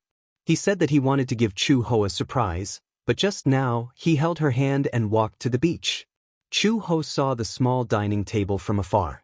It was only big enough for two people to sit face to face, and there were snacks and beautiful candlesticks on the table. Chu Ho widened her eyes in surprise. "This is a candlelight dinner." Gu Jinglian looked at her affectionately. "Do you like it?" Chu Ho was stunned for a moment, then she turned around and looked up at him. She smiled and squinted her eyes. "I like it." She tiptoed, put her arms around his shoulders, and planted a kiss on his cheek. Although this man was always disliked by her for not being romantic enough, occasionally, he would deliberately create a romantic surprise. She had also fantasized about their romantic honeymoon. Although it had been delayed a lot, it did not stop her from looking forward to their honeymoon. Gu Jinglian held her hand and sat down. After the two of them sat down, the candlelight dinner officially began. Just as the main course was being served one after another, Gu Jinglian suddenly caught a whiff of smoke. After him, Chu Ho also caught a whiff of smoke. Gu Jinglian did not know where the smoky smell came from at first. It was the unique smoky smell of barbecue. The smoky smell was mixed with the aroma of barbecued meat. He frowned slightly and looked in the direction of the smoke, only to find that there was a nervous voice coming from the courtyard that was only a wall away from his villa. "Ah no, it's too hot. It's burnt. It seems to be on fire." From the voice, it seemed to be Yun Shirshir's voice. Then, Xiao Yichen and Lisa's voices could be heard. "I told you that you put too much oil on it, but you didn't believe me. It's easy to catch fire like this." "Oh no, it's burnt. It's probably inedible. Throw it aside." "Sob, sob, my chicken skewers. You still have the nerve to sob. If you didn't put so much oil on it, who would be burnt?" "It's my first time barbecuing." Gu Jinglian was speechless. These guys were actually barbecuing at the seaside. Moreover, this group of fellows actually made the smoke so big that it spread to the walls of his courtyard. He was eating Western food. They were getting married. The barbecue next door was a mess. Chapter 4178. Gu Jinglian was so angry that he was about to explode. Chu Ho also knew that the smell of smoke was probably coming from next door. It seemed that she could also vaguely smell the oysters. She was a little hungry, but when she realized that Gu Jinglian was looking at her meaningfully, she immediately smiled and said, "It's okay. We'll eat our food. It won't affect us." "It won't affect us?" Gu Jinglian narrowed his eyes and was a little unhappy. The smell of their smoke had already drifted to his nose. How could this not affect them? Were they deliberately causing trouble? Gu Jinglian's expression became more and more ugly. When Chu Ho saw this, she said helplessly, "Don't spoil the mood. I think the atmosphere of barbecued barbecue is quite good." "Then you think that a candlelight dinner is not as good as a barbecued barbecue?" Chu Ho simply remained silent. It was obvious that Gu Jinglian's rare good mood had been ruined by the smell of smoke. It felt like Gu Jinglian and Mu Yaja were two men eyeing each other covetously. After all, two tigers could not live on the same mountain. Chu Ho did not want to cause any trouble, so she carefully comforted him. "Don't be angry. I've already felt your intentions. Nothing is absolutely perfect, but..." Gu Jinglian put down his knife and fork with a livid expression. Chu Ho did not dare to speak. At this moment, Gu Jinglian suddenly heard Xiao Bao's noisy voice from next door. "This is delicious. What is this?" "This is a scallop." It seemed to be Lin Shi's voice. Gu Jinglian's expression was one of disbelief. Why did Lin Shi and Xiao Bao's voices appear next door? What was going on? Chu Ho was also a little surprised. "Didn't you say that Xiao Bao and Lin Shi have already settled down and are going to the restaurant on the island for dinner?" Gu Jinglian stood up in confusion and walked towards the source of the sound. When Chu Ho saw him stand up, he immediately got up and followed closely behind. The two villas were separated by a snow-white railing. Through the fence, one could see the scene in the private courtyard opposite. Gu Jinglian walked over and was speechless when he saw Xiao Bao and Lin Shi, the two clowns, jumping around the three barbecue grills. The yard was very big, so it was more than enough to set up 3 barbecue grills. It was Xiao Bao's first time cuffing barbecue, so he was very excited. In order to prepare for the barbecue, Mu Yaja and Yun Shirshir spent the whole afternoon preparing and finally finished. Other than some vegetarian dishes, there were also beef, bacon, pork, and most of the ingredients were seafood. Living by the sea, eating by the sea. The seafood here was caught by the local fishermen of Saipan, so it was very fresh. The seafood that was cuffed was very plump and tender. Chu Ho walked to Gu Jinglian's side and followed his gloomy gaze. She immediately saw Xiao Bao and Lin Shi's figures, and the corners of her mouth twitched slightly. Gu Jinglian was angry. "Gu Qingza!" He roared angrily. Xiao Bao, who was separated by a fence, shuddered and immediately stood at attention. He subconsciously looked around and did not know where the sound came from. It was not until Lin Shi saw Gu Jinglian's figure that he tugged at the corner of his shirt and pointed in the direction that he saw Gu Jinglian. Gu Jinglian's face darkened even more. How could he have given birth to such a stupid son? Dad! Xiao Bao waved at him. Come on, let's play together. Gu Jinglian's face turned even paler. Chapter 4179. Compared to Xiao Bao's excitement, Lin Shi felt inexplicably uneasy.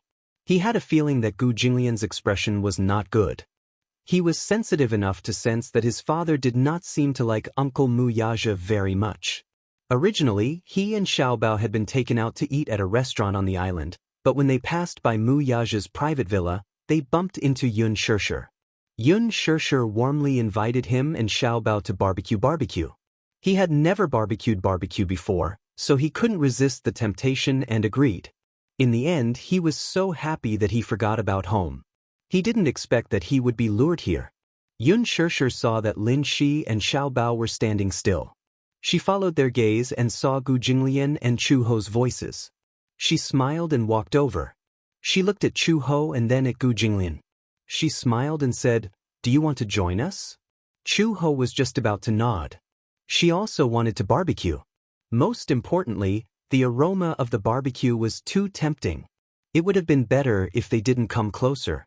Once they came closer, the aroma made it impossible for them to resist. However, whether they could join them or not depended on whether Gu Jinglian was willing to do so. She looked up at Gu Jinglian. Gu Jinglian's expression softened a little. If Mu Yaja had come over and asked him if he wanted to join them, he would have rejected him firmly and rolled his eyes at him. However, the person who came was Yun Shishir. He had always been very gentlemanly towards women. Hence, he felt that he would not give other women too much of a hard time. He declined politely, "No need." Yun Shishir felt that it was a pity. But isn't it fun to be together as a family? Besides, Xiao Bao and Lin Shi also want to barbecue with you guys. Gu Jinglian's gaze was slightly stunned. He looked at Xiao Bao and Lin Shi, who were not far away, but saw that the two of them couldn't help but cast their hopeful gazes on him. Their faces were full of anticipation. Chu Ho couldn't bear it and sighed. "Let's go together. Xiao Bao and Lin Shi want us to join them." Gu Jinglian and Chu Ho looked at each other and finally bit the bullet and agreed. He entered the courtyard. At this time, Yun Shishir had someone set up a barbecue grill. Xiao Bao's him. Gu Jinglian didn't even look at him and reached out his hand to grab him by the ear. Ouch! Xiao Bao furrowed his brows in pain and his shoulders slumped. "Didn't I tell you to eat?" Gu Jinglian snapped. "What are you doing here?" Xiao Bao pouted guiltily and said pitifully, "I want to eat barbecue. I don't want to eat alone. It's so much fun to have a barbecue with so many people." "What do you mean by eating alone? Didn't Lin Shi accompany you?" Xiao Bao snorted. "He doesn't count." Lin Shi was speechless. Why didn't he count? Yun Shishir walked over and said, "It's fun for children to gather together. Look, there are 4 or 5 children here. If they're together, they won't be lonely." Chu Ho was very touched. His impression of Yun Shishir immediately improved. He could tell that Yun Shishir really liked children. Her gentleness towards Xiao Bao and Lin Shi was definitely not just superficial. Most importantly, she was also very patient with children. Xiao Bao also liked Yun Shishir very much. Lin Shi also liked her very much. Most importantly, that girl was also there. Lin Shi looked in one direction from time to time. That was where Natalia was standing. Chapter 4180. Natalia stood beside Hua Jin and watched him grill the oysters. She was obviously craving them, but she still pretended to be reserved. For some reason, she vaguely felt that someone was looking at her. Natalia's sixth sense was extremely sharp. She turned her head in surprise and saw Lin Shi's gaze on her. She frowned and opened her mouth, but hesitated to speak. Hua Jin saw that she was absent-minded, but he saw that she was looking somewhere else, so he followed her gaze. He saw that Lin Shi kept looking in her direction. Hua Jin's lips twitched. Why does he keep staring at me? Natalia wasn't used to it. She put her arms around her shoulders. It felt weird to be stared at like this. Hua Jin couldn't help but tease her. Because our Natalia is pretty and boys like her. I don't want him to like me. Natalia awkwardly hid behind Hua Jin. At the same time, Yu, who was standing at the side, also noticed the man's deep and meaningful gaze on Natalia. He frowned slightly and couldn't help but feel a little unhappy. He put down the ingredients in his hand and walked to Lin Shi's side. He purposely knocked Lin Shi's shoulder to the side. Lin Shi came back to his senses and looked at Yu, who had appeared behind him without him noticing. What's wrong? Why are you in a daze? Yu glanced at the scallop in his hand. Are your scallops almost burnt? Huh. Lin Shi quickly lowered his head and looked at the scallop in his hand. Indeed, because it hadn't been taken care of for a long time, it already smelled a little burnt. No. Lin Shi quickly put the scallop aside with a pair of tongs, feeling a little lonely. Sigh, it burned again. He couldn't remember how many scallops it was, but it should be the third one. Scallops were really difficult to grill. It was easy to see other people grilling them, but it wasn't easy to grill them yourself. It's burnt again. Xianxia walked over, not knowing whether to laugh or cry. How did it get burnt? Before Lin Shi could say anything, Yu said coldly, because I was daydreaming. In a daze? Xianxia laughed and said, if you're in a daze, it's easy to burn. Got it. I'll be more careful next time. Lin Shi explained, I was distracted and didn't pay attention, so, it's okay. There are many oysters and scallops here. Remember, you can't eat burnt ones. You'll have diarrhea. Xianxia walked to the side to check on Xianxia. After Xianxia left, Lin Shi looked at Yu strangely. She felt that this guy had an inexplicable hostility in his eyes. Lin Shi asked hesitantly, what do you want? Nothing. Yu was obviously not friendly to him. It could be said that he was very cold. He turned around and walked away. Lin Shi didn't know what was going on. He had a feeling that the boy had done it on purpose when he bumped into him earlier. But why would he bump into him for no reason? Lin Shi couldn't understand. All of this was reflected in Hua Jin's eyes. Was Yu jealous? Moreover, the way he was jealous was cute. Hua Jin felt an inexplicable sense of accomplishment. Chapter 4181. Chu Ho felt that there was no need to set up a new barbecue grill. She walked to Lin Shi's side and watched him carefully brush the oil over and over again. Her interest was piqued. Is it fun? Lin Shi nodded from the bottom of his heart. It's fun. The feeling of grilling barbecue by oneself was different from eating it ready-made. There was an inexplicable sense of accomplishment. Chu Ho also set up 2 skewers of octopus feet and started grilling them excitedly. Although the grilling time was not too long, Lin Shi had some experience. Chu Ho did not know how to grill, but he would still stand at the side and give pointers like an old man. Chu Ho laughed in her heart. This guy was too interesting. Actually, he was not that good at grilling, but he was here to give him pointers. He even acted as if he was good at it. However, Chu Ho was only criticizing him in her heart. On the surface, she showed her admiration for her son. Lin Shi, you're really good. You've learned how to grill barbecue in such a short time. If we go camping in the future, I'll leave the difficult task of grilling barbecue to you. Lin Shi smiled. No problem. He patted his chest as he taught Chu Ho how to sprinkle the seasonings. With the addition of cumin, salt, and pepper, a tempting aroma gradually spread. This strange aroma attracted all the little gluttonous bugs, especially Natalia and Yueyao. The 2 little guys smelled the aroma and surrounded Lin Shi. The 2 of them were not very tall, so they had to tiptoe to see what he was cuffing. Lin Shi had steak, oysters, scallops, and meat skewers in his hands. Natalia still had some self-control. However, Yueyao did not have any self-control at all. She just stared at the sizzling meat skewers without blinking. She looked like she was about to drool. Chu Ho looked at Yueyao's silly look and almost laughed. This little loli was really too cute. She stared blankly at Lin Shi's actions as if she was frozen in place like a statue. Her eyes were dull but full of spirit, and her saliva was about to overflow from the corner of her mouth. However, although he looked silly, he was extremely adorable. She looked like a cute little penguin.